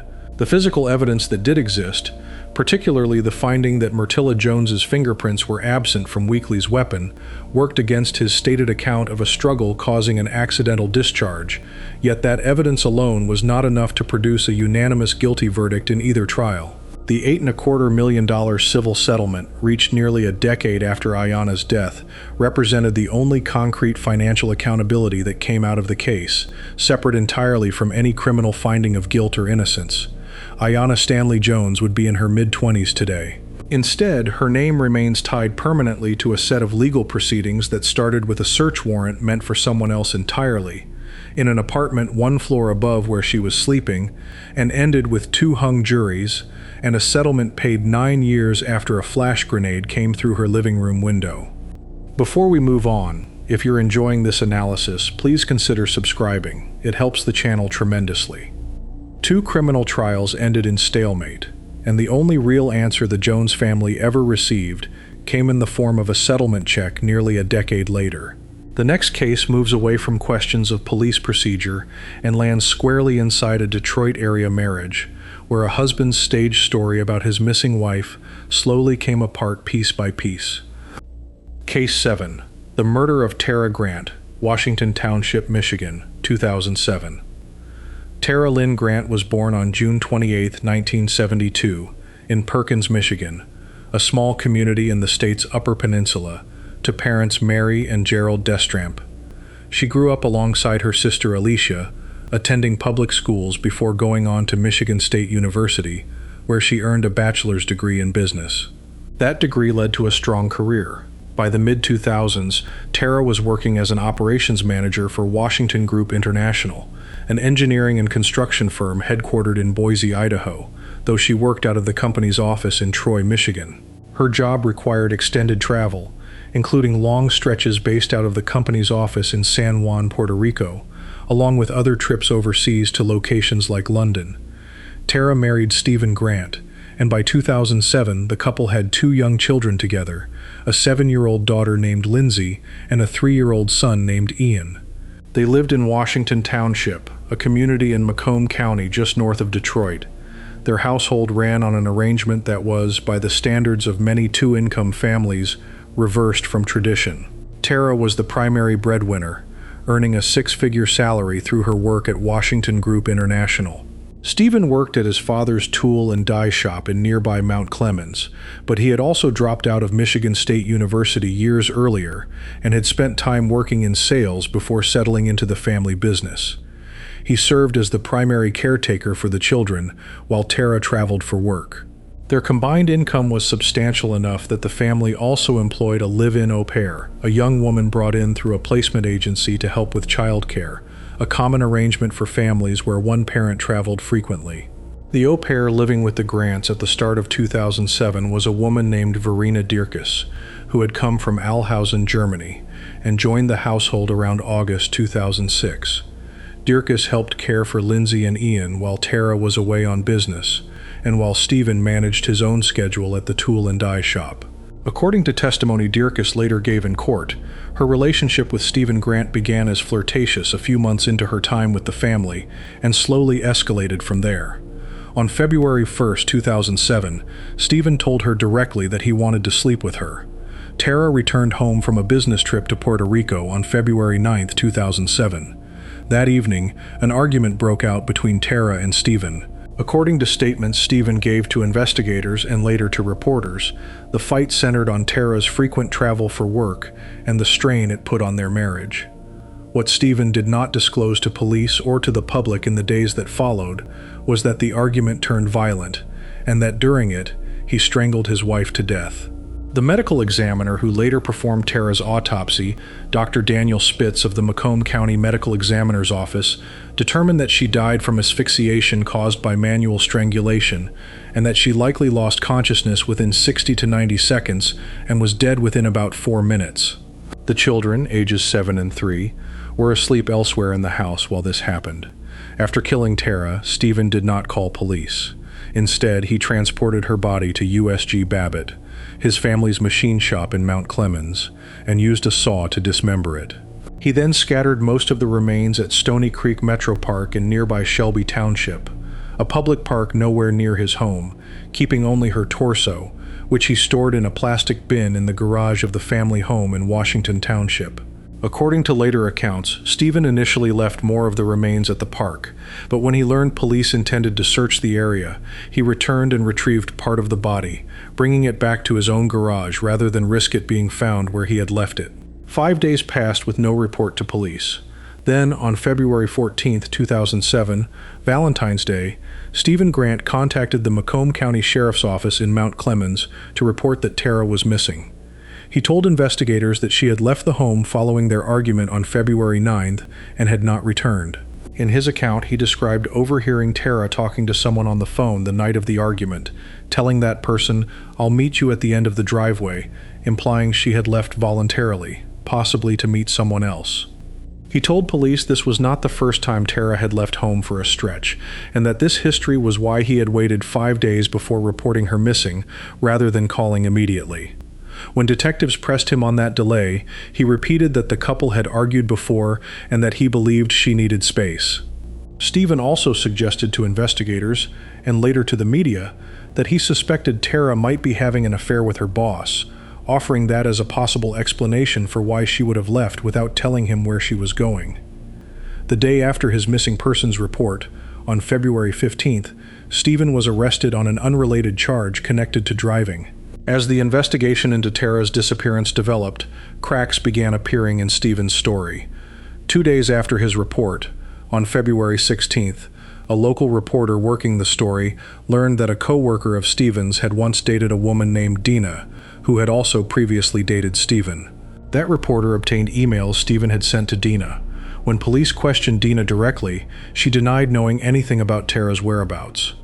On February 20th, investigators went back to Verena Dierkes and to other au pairs who had previously worked for the family, looking for anything that might explain what had actually happened.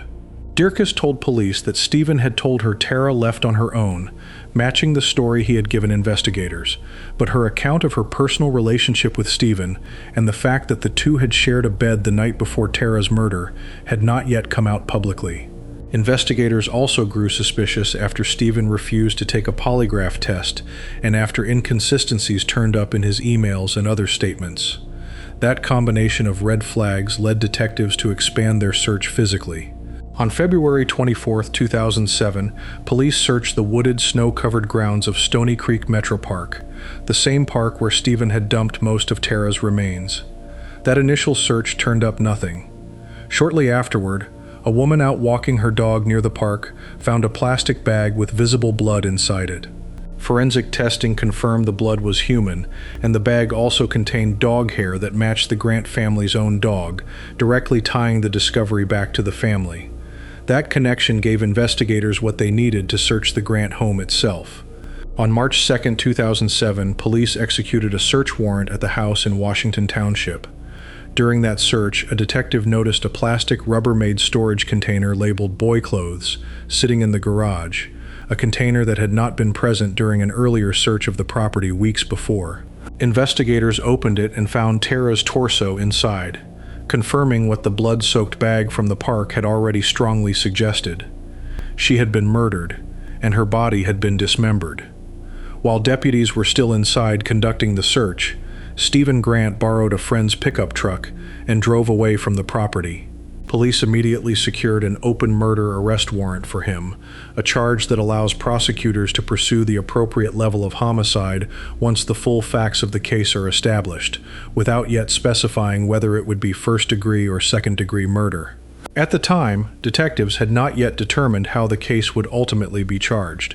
Stephen had fled roughly 225 miles north, and police tracked him down 2 days later by following cell phone records tied to a call he made to his sister. That trail led to Wilderness State Park in northern Michigan. Before driving north, Stephen had taken liquor and pills from his sister's house, apparently intending to end his own life once he arrived. He spent the night outdoors in the park in freezing temperatures, wearing only a shirt, slacks, and socks, with no coat or other protection against the cold, in weather that dropped to around 14 degrees. When authorities located him, he was found hiding under a tree. Given the severity of his exposure to the cold, he was airlifted by helicopter to Northern Michigan Hospital in Petoskey for treatment of hypothermia and frostbite. While being treated at that hospital, Stephen gave investigators a detailed, recorded confession describing what he had done to Tara. That confession ran roughly 3 hours long and covered the killing, the dismemberment at his family's machine shop, and the disposal of her remains at Stony Creek Metro Park. He formally put his confession into writing on April 13, 2007, a written statement that would later be presented as evidence at trial. Stephen Grant's legal team later argued, in appeals that continued for years after his conviction, that his confession should not have been allowed as evidence, claiming police had obtained it improperly while he was being treated for hypothermia and had been denied proper access to an attorney beforehand. Those arguments failed at every stage. The Michigan Supreme Court affirmed a lower court ruling finding that Grant's trial had not been unfairly influenced by the heavy media coverage the case received, and that his confession had been obtained lawfully. In March 2015, a U.S. District Court judge denied a separate federal petition Grant filed, seeking to overturn his conviction on similar grounds, again upholding the case against him. Grant's trial took place later in 2007. Prosecutors argued that the killing had been premeditated, seeking a first-degree murder conviction. The jury did not agree with that argument. On December 21, 2007, jurors found Stephen Grant guilty of second-degree murder rather than first-degree, concluding that while he had killed his wife, the evidence did not sufficiently prove he had planned the killing in advance. Grant had already separately pleaded guilty to a charge of mutilating a corpse, tied directly to the dismemberment of Tara's body after her death. Testimony during the trial from the medical examiner, Dr. Spitz, laid out the mechanics of how quickly Tara had died once Stephen began strangling her. Testimony from Tara's sister, Alicia Standifer, described behavior from Stephen in the days following Tara's disappearance that she found suspicious at the time, adding to the physical evidence recovered both from the family home and from Stony Creek Metro Park that tied the crime together for the jury. At sentencing on February 21, 2008, Judge Diane Drzezinski did not hold back in describing what she thought of Stephen Grant's conduct, calling it demonic, manipulative, barbaric, and dishonest. She sentenced him to 50 to 80 years in prison on the murder conviction, along with a concurrent term of 6 to 10 years on the separate mutilation charge. That 50-year minimum sentence far exceeded Michigan's own sentencing guidelines for the crime, which had recommended a range of 19 to 31 years. Under Michigan's truth in sentencing laws, which require certain violent offenders to serve their full minimum sentence before becoming eligible for parole, Grant will be required to serve the entire 50-year minimum, minus roughly a year of credit for time already served before sentencing, meaning he will be approximately 87 years old before he becomes eligible for release. During the sentencing hearing itself, Grant did not speak, following advice from his attorney to remain silent. On March 30, 2010, Grant lost his final direct appeal in Michigan's state court system, leaving his original 50 to 80-year sentence fully intact. He has continued to pursue additional legal challenges in the years since, including the 2015 federal habeas corpus petition, all of which have been denied. Stephen Grant is currently held in the Michigan prison system, having been moved between facilities over the years since his conviction, including stints at Bellamy Creek Correctional Facility in Ionia and later Oaks Correctional Facility in Manistee County. His earliest possible release date under his current sentence falls in 2057. Tara and Stephen's two children, Lindsay and Ian, were 6 and 4 years old at the time their mother was killed. Following the murder and their father's conviction, they went to live with Tara's sister, Alicia Standifer, and her family in Ohio. In the years since, both children have spoken publicly about channeling their loss into advocacy work. They participate each year in an event called Tara's Walk, held annually in Macomb County to raise money and awareness for domestic violence programs. Speaking at the 10-year anniversary of her mother's death, Lindsay, then 16 years old, said her mother would want people to understand that these situations happen, and that it often takes someone losing their life before others find the courage to recognize the warning signs in their own relationships. Before we move on, if you're enjoying this analysis, please consider subscribing. It helps the channel tremendously. Stephen Grant sits in prison today, decades away from any possibility of release, having strangled his wife during an argument over her work travel, and then spent 5 days lying to investigators, reporters, and his own children's caregiver about where she had gone. The next case shifts away from a single household and into Detroit's East Side streets, where a homeless man with a history of institutional abuse began targeting women who, like his own mother once had, worked in the sex trade. Case 8. Shelley Andre Brooks, the Motor City Murderer, Detroit, 2001 to 2006. Shelley Andre Brooks was born on January 22, 1969. He grew up mostly in the care of his maternal grandmother rather than his own parents. His mother struggled with drug addiction throughout his childhood, and according to later reporting on his background, she abused him during those years. She died before Brooks ever committed any of the crimes that would eventually define his name in Detroit. Brooks dropped out of school in the 11th grade. As a young man, he had a minor brush with the law after being caught carrying a concealed gun, a charge that resulted in 60 days in jail.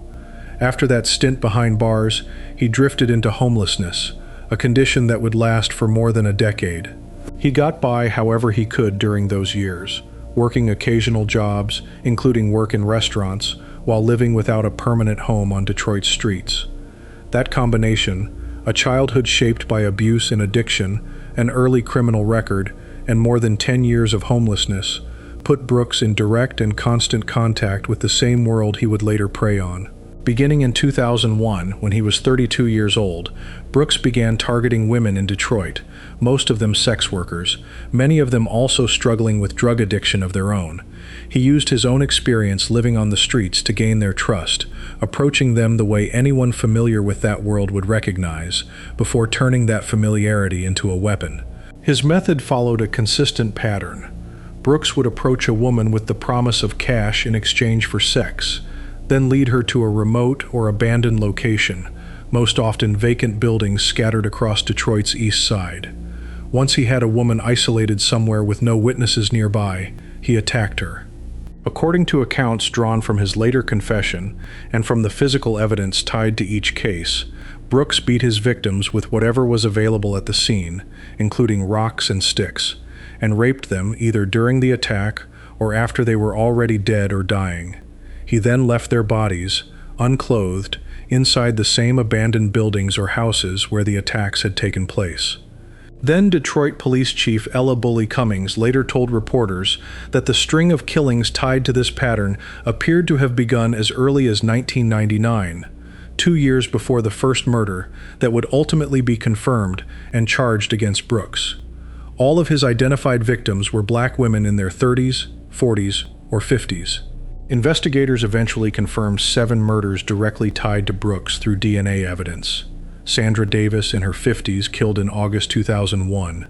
Pamela Greer, 33 years old, killed in January 2002.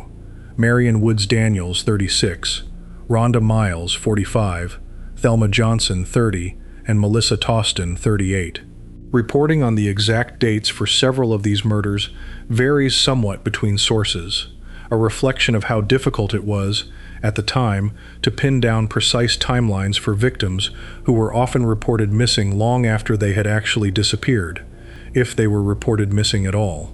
A 7th confirmed victim went unidentified for nearly 2 decades after her body was found burned inside an abandoned building in June 2006, known publicly only as a Jane Doe until forensic genetic genealogy work, completed in 2025, finally identified her as a woman named Darylyn Washington. For years, Brooks was able to keep killing without being caught, and the reasons for that delay trace back to the same factors that had made his victims vulnerable to him in the first place. Nearly every woman he killed lived on the margins of the city, often without stable housing or steady contact with family who would notice quickly if she went missing.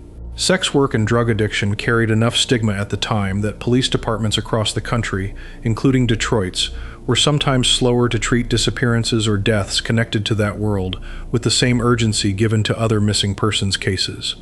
That slowness gave Brooks room to operate for roughly 5 years before investigators connected enough of his crimes together to identify him as a single person responsible for multiple deaths. The case against him ultimately came together because one of his intended victims survived. In 2006, a woman Brooks attacked using his usual method, luring her to an isolated spot with the promise of payment for sex before beating her and leaving her for dead, did not die. She survived the assault and was able to identify her attacker to police by the street name she knew him by, a name that several sources report as E. That survivor's account, combined with a physical description she was able to provide, gave investigators a real lead for the first time in years of otherwise unsolved killings. On July 30th, 2006, police took Brooks into custody, arresting him in connection with the sexual assault of that surviving victim. Once he was in custody, investigators were able to collect a DNA sample from him and compare it against evidence gathered from the earlier unsolved murders. That DNA testing connected Brooks directly to the killing of Pamela Greer back in January 2002, and further forensic work extended those connections to additional victims from the pattern police had been tracking since the early 2000s. During questioning after his arrest, Brooks began to confess. His confession did more than admit to crimes police already suspected him of committing. He also provided investigators with details about at least one additional killing that had not previously been connected to him or to any of the other cases on their radar, a detail that suggested the true number of his victims might extend well beyond what physical evidence alone had been able to prove. Chief Bully Cummings told reporters at the time that police believed Brooks would not have stopped killing had he not eventually been caught. Formal charges followed the DNA matches and his own admissions.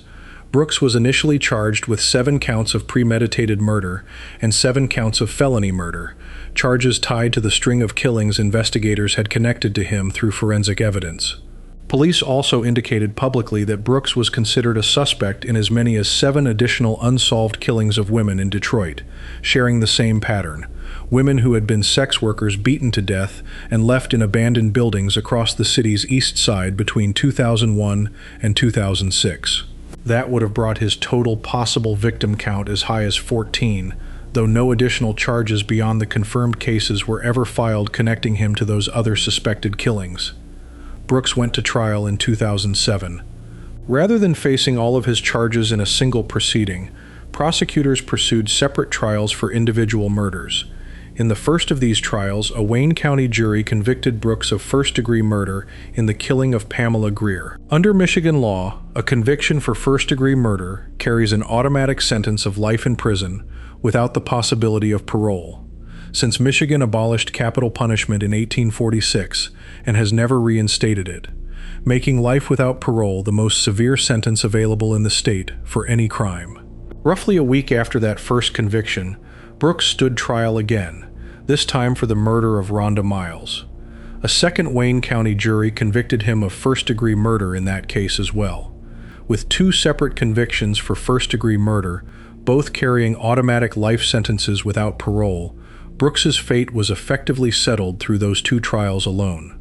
Prosecutors did not need to pursue separate trials for each of his remaining confirmed victims in order to guarantee he would spend the rest of his life in prison, since Michigan law does not allow for anything harsher than the life sentence he had already received twice over.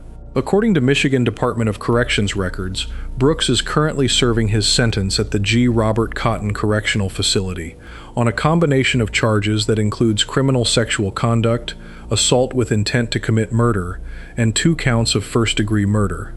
Investigators and forensic experts who have studied his case in the years since have described him as more disorganized in his approach compared to some of the more widely known serial killers in American criminal history, a description tied to the improvised nature of his weapons and locations rather than any long-term planning or elaborate method. The case took an unexpected turn nearly 2 decades after it was first investigated. The one confirmed Brooks victim who had never been identified, the woman found burned inside an abandoned Detroit building in June 2006, remained a Jane Doe for years, a nameless entry in a case that had otherwise closed with convictions and a life sentence. Advances in forensic genetic genealogy, a technique that allows investigators to build family trees from DNA samples and work backward to identify unknown remains, eventually gave officials a new lead on her identity. In 2025, 19 years after her body was discovered, that Jane Doe was formally identified as a woman named Darrell Washington. Her identification meant that all 7 of Brooks's confirmed victims finally had names attached to them, even though the man responsible for their deaths had already been sitting in prison for close to 2 decades by the time hers was confirmed. Wayne County Prosecutor Kim Worthy, the same prosecutor whose office had handled Brooks's original convictions back in 2007, has spoken publicly in more recent years about a broader problem tied directly to how cases like this one develop in the first place. Detroit at one point had a backlog of more than 11,000 untested rape kits sitting in storage, evidence connected to sexual assault cases that had never been processed for DNA testing. Testing even a portion of that backlog in later years led to new DNA matches connecting stored evidence to previously unidentified attackers, and Worthy's office has pointed to that backlog and the value of finally testing it as directly relevant to understanding how serial predators like Brooks were able to operate against vulnerable victims for years without detection. Brooks himself has offered only limited cooperation with investigators looking into the additional suspected killings tied to his pattern, but never formally charged. Cold case investigators reviewing other unidentified victims from the era he was active have run into a persistent obstacle. Much of the physical evidence connected to older, unsolved killings from before 2006 has degraded over the years, and the forensic technology available at the time those earlier cases were first investigated was far less advanced than what exists today. That combination makes it unlikely that the full scope of what Brooks may have done will ever be fully confirmed, even with modern DNA techniques applied retroactively to old evidence.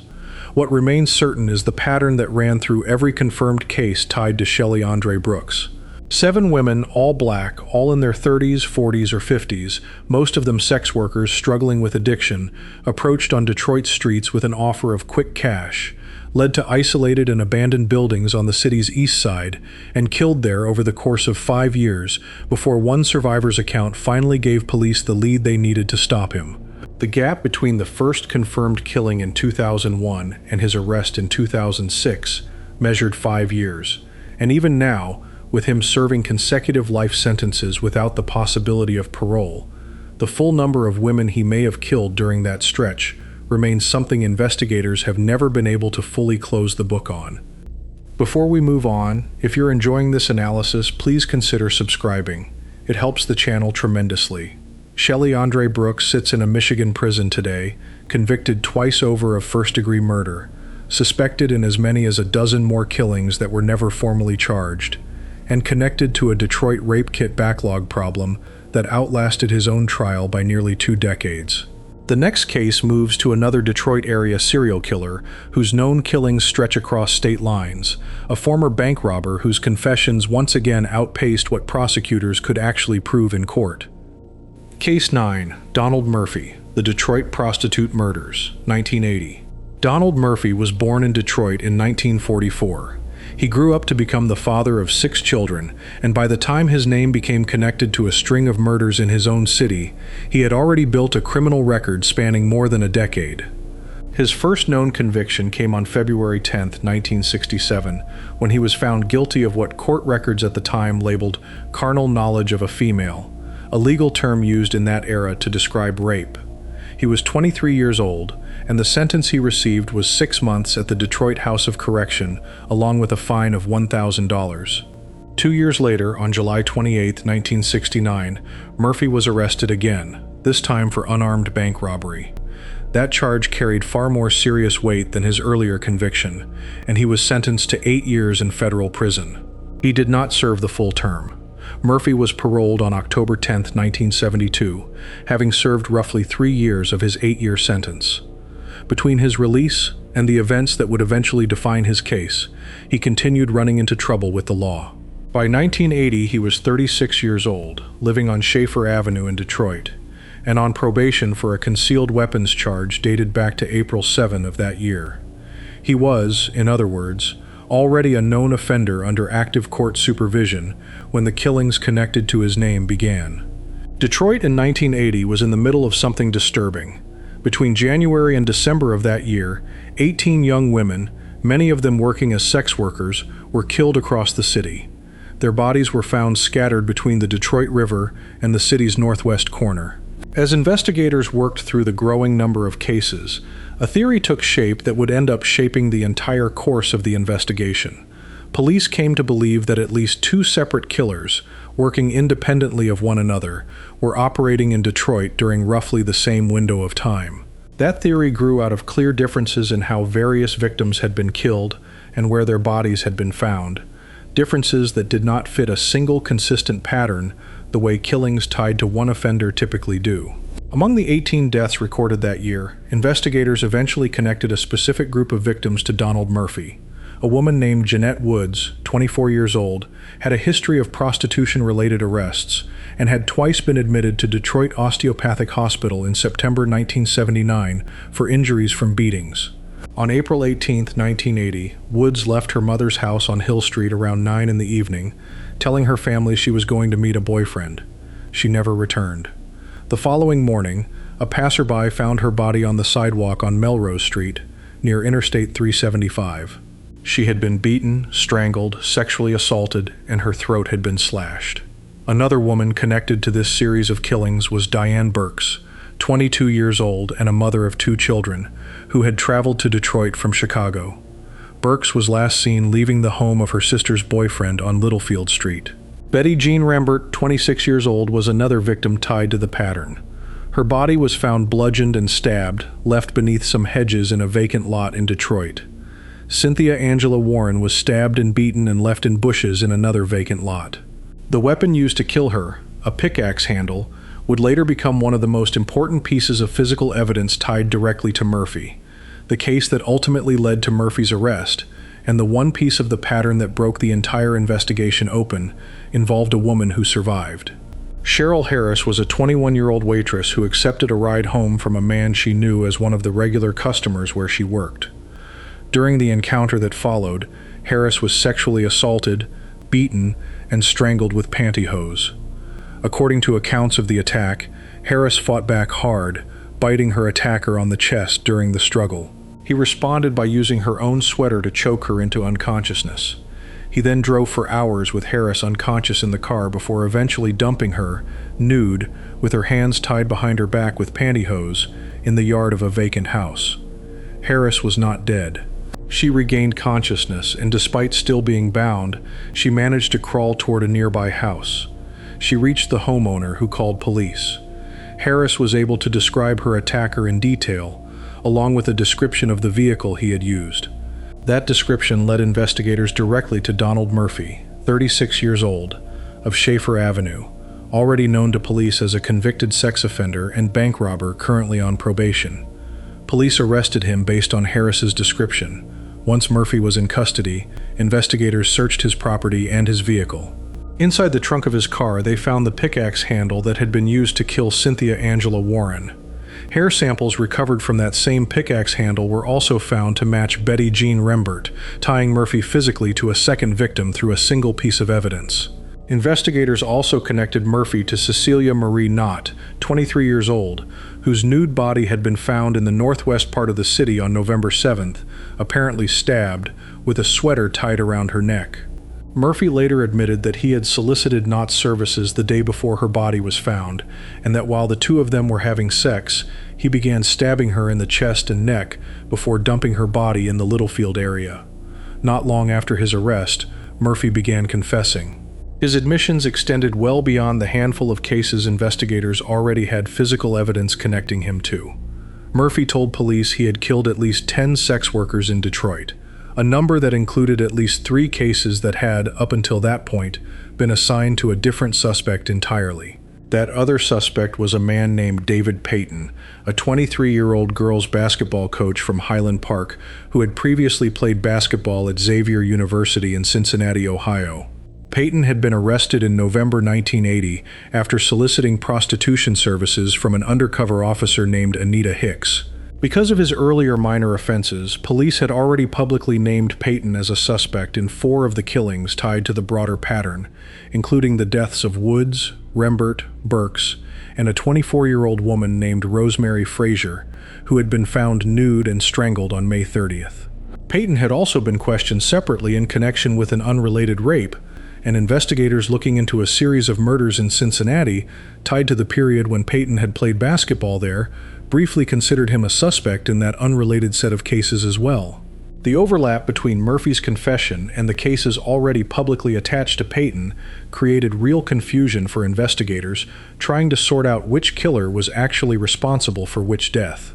Detroit's homicide investigation into the broader 1980 pattern of murders against sex workers had, by this point, produced 2 separate men each confessing to or being suspected of overlapping sets of killings, working from a pool of 18 total victims that police already believed involved more than one offender acting independently. Murphy's own case moved toward resolution faster than the tangled web connecting him to Payton's suspected killings ever fully got sorted out in public reporting. On January 7, 1982, following an hour-long phone conversation with his mother, Murphy formally confessed to the murders of Cynthia Angela Warren and Cecilia Marie Knott as part of a plea bargain arrangement with prosecutors. When he addressed the court during that proceeding, Murphy quoted passages from the Bible and asked for forgiveness, both from God and from the family members of his victims. Murphy was convicted of the 2 killings covered by his plea agreement, the murders of Warren and Knott, and received concurrent sentences of 15 to 30 years in prison for each. Some later reporting on the case describes his total sentence differently, citing a straight 30-year term per conviction, rather than the 15 to 30 range documented in court records. a discrepancy that appears tied to how different sources have summarized his sentencing over the years. What is consistently documented is that despite confessing to killing at least 6 women, and despite investigators suspecting he may have been responsible for as many as 10, Murphy was formally convicted of only 2 murders, based on what prosecutors were able to prove with the physical evidence available at the time. The fallout from the investigation extended into the Detroit Police Department itself. As a direct result of how the prostitute murder cases had been handled, the department's homicide squad transferred 2 officers, Lieutenant Richard Ridling and Detective Jimmy Harris, out of their positions. They were replaced by 2 officers pulled from other units within the department, Lieutenant Alfred Brooks from the Armed Robbery Unit and Lieutenant Robert Prince from the Control Center. That kind of internal reshuffling, coming directly out of a homicide investigation, reflected how much scrutiny the case had drawn, both from the number of victims involved and from the difficulty investigators had faced trying to determine how many separate killers were actually responsible for the pattern of deaths that had unfolded across the city that year. What happened to Donald Murphy after his 1982 conviction remains unclear in the historical record. His sentence has since expired, based on the terms handed down at the time, but whether that means he died in prison or was eventually released is not something that has been definitively documented in available court or news records. The broader question of exactly how many killers were responsible for Detroit's 18 sex worker murders in 1980 was never fully settled either. Murphy confessed to at least 6 killings and was convicted of 2. David Payton was publicly named as a suspect in 4 separate deaths and was also questioned in connection with an unrelated pattern of murders in Cincinnati. Whether the 2 men were operating entirely independently of each other, whether some of the killings attributed to one had actually been committed by the other, or whether additional unidentified offenders were involved in deaths never conclusively tied to either man, remains an open question that the case's own tangled investigation never fully resolved. Detroit's history with violence against sex workers did not end with Murphy's 1982 sentencing. 9 years earlier, between February and October 1975, an unidentified killer that investigators nicknamed the Bigfoot Killer had raped and murdered 7 women engaged in prostitution in Detroit's Cass Corridor neighborhood, a case that has never been solved. Decades later, in June 2019, Detroit Police Chief James Craig publicly warned that another serial killer appeared to be targeting sex workers on the city's east side, after 3 homicide victims, all sex workers, were found inside vacant houses between March and June of that year. That pattern, investigators noted at the time, echoed the same vulnerabilities and the same kinds of locations that had defined Detroit's earlier cases involving Benjamin Atkins, John Eric Armstrong, and Donald Murphy himself. Before we move on, if you're enjoying this analysis, please consider subscribing. It helps the channel tremendously. Donald Murphy walked into a Detroit courtroom in 1982 quoting scripture and asking for forgiveness, having confessed to more killings than the state could ever actually prove against him, while a second suspect stood publicly accused of some of those very same deaths. The next case moves to a former U.S. Navy sailor whose confessions stretched not just across Detroit, but across ports and countries around the world, before he ultimately walked back almost everything he had claimed. Case 10. John Eric Armstrong, the Rouge River Killer, Detroit, 1999 to 2000. John Eric Armstrong was born on November 23, 1973, in New Bern, North Carolina. His childhood, by his own later account and by claims made through his defense team, was marked by serious abuse.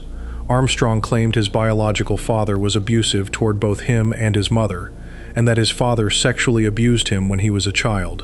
In 1978, when Armstrong was 4 years old, his younger brother Michael died at 2 months old from sudden infant death syndrome. The grief that followed his brother's death was severe enough that Armstrong, according to accounts of his childhood, attempted to end his own life at that young age. Not long after, his father left him and his mother for good. Armstrong did not receive treatment for the grief and trauma tied to that period of his life until 1989, a year after he had been hospitalized following an incident where he locked himself in a bathroom because a girl at his school was pressuring him to have sex with her. In 1992, at 18 years old, Armstrong enlisted in the United States Navy in Raleigh, North Carolina, shortly after graduating high school. Following boot camp, he was assigned to the aircraft carrier USS Nimitz, where he worked as a ship's serviceman and eventually advanced to the position of barbershop supervisor aboard the vessel. His military record during this period looked, on paper, like a success story.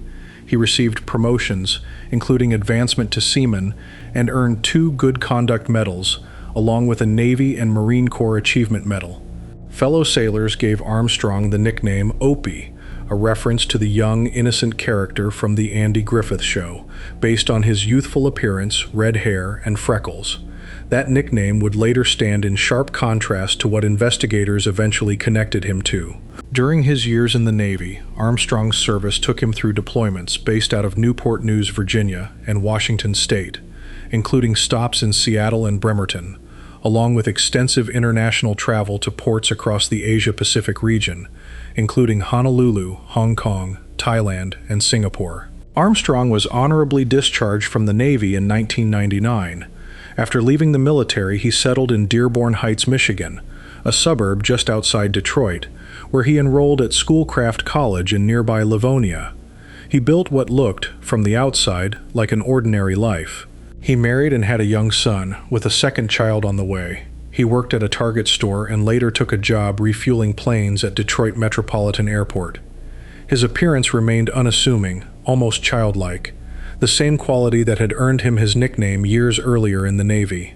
The events that would unravel that ordinary appearance began in Dearborn Heights before Armstrong himself was even identified as a suspect.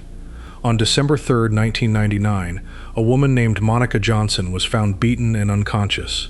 She died that same day. Then, on January 2, 2000, Dearborn Heights police were called to the Rouge River after a man reported finding a body. That man was John Eric Armstrong.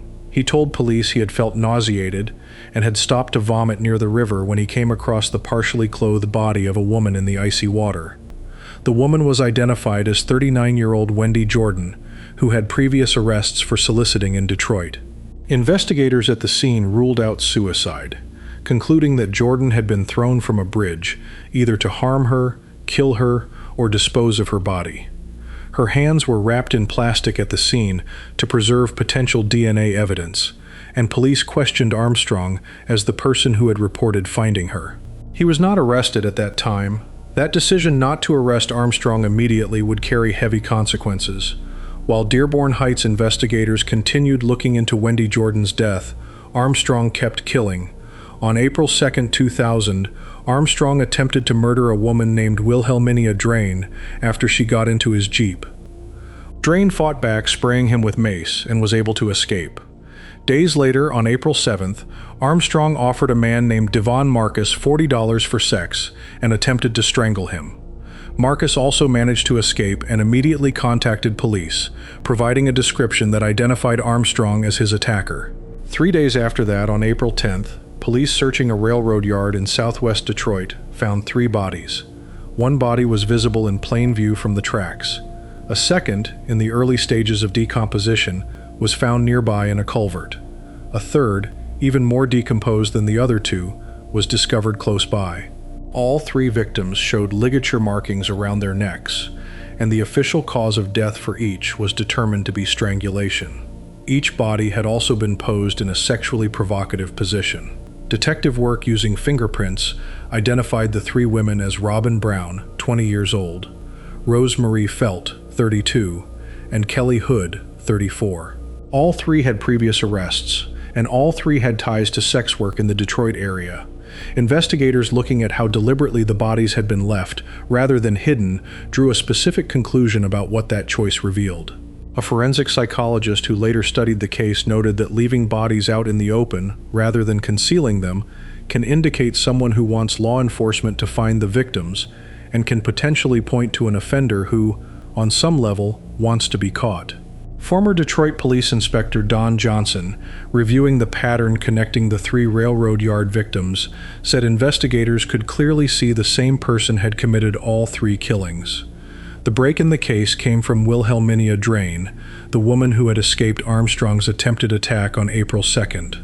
She corroborated details about her attacker, including a distinctive tiger tattoo he had on his arm. Around midnight on April 11, 2000, Officers pulled over a Jeep matching the description they had been given. They asked the driver to step out of the vehicle and saw the tiger tattoo on his arm, matching Drain's account. As officers were placing him in the back of a patrol car, a woman walking by recognized him and told an investigator on the scene that the man had tried to kill her as well. During questioning, the driver identified himself. His name was John Eric Armstrong.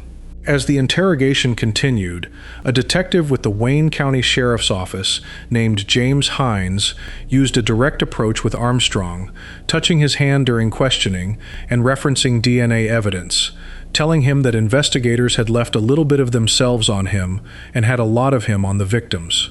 Assistant Police Chief Marvin Winkler later described how completely Armstrong's composure broke down once detectives confronted him with the evidence they had gathered. Winkler said Armstrong expressed remorse repeatedly and cried throughout the process, telling police that he had either killed or tried to kill every sex worker he had ever had sex with. What followed was one of the most extensive confessions in the history of Detroit crime investigations. Armstrong's admissions came out as what investigators described as a torrent, spilling dates, details, and specific accounts of killings and assaults across years and across continents. He confessed to the murder of Wendy Jordan, explaining that because he was not yet familiar with the railroad tracks area he would later use for his other Detroit victims, he had thrown her body from the bridge into the Rouge River instead. He told investigators he had positioned his victims deliberately so he could return to have sex with their bodies again, telling police he knew they would always be there waiting for him. Armstrong's confession did not stop with the 5 Detroit area victims. He told police he had also killed sex workers in ports around the world during his years in the Navy, mentioning locations including Singapore, Thailand, and Hong Kong. He confessed to a murder in 1991, before his Navy service even began, and to 11 additional murders spanning 1992 to 1998, the years he had spent traveling on deployments aboard the USS Nimitz. Combined with his 5 confirmed Detroit area victims, his claim total reached as high as 20, a number reported at the time by the Seattle Times, which would have made him one of the most far-traveling serial killers ever identified by American law enforcement. Investigators, however, ran into serious problems trying to verify those international claims. Armstrong's account of one of his supposed victims in Seattle changed over the course of questioning, shifting from a description of a transgender victim to a description of a black man who had allegedly tried to bum money off him.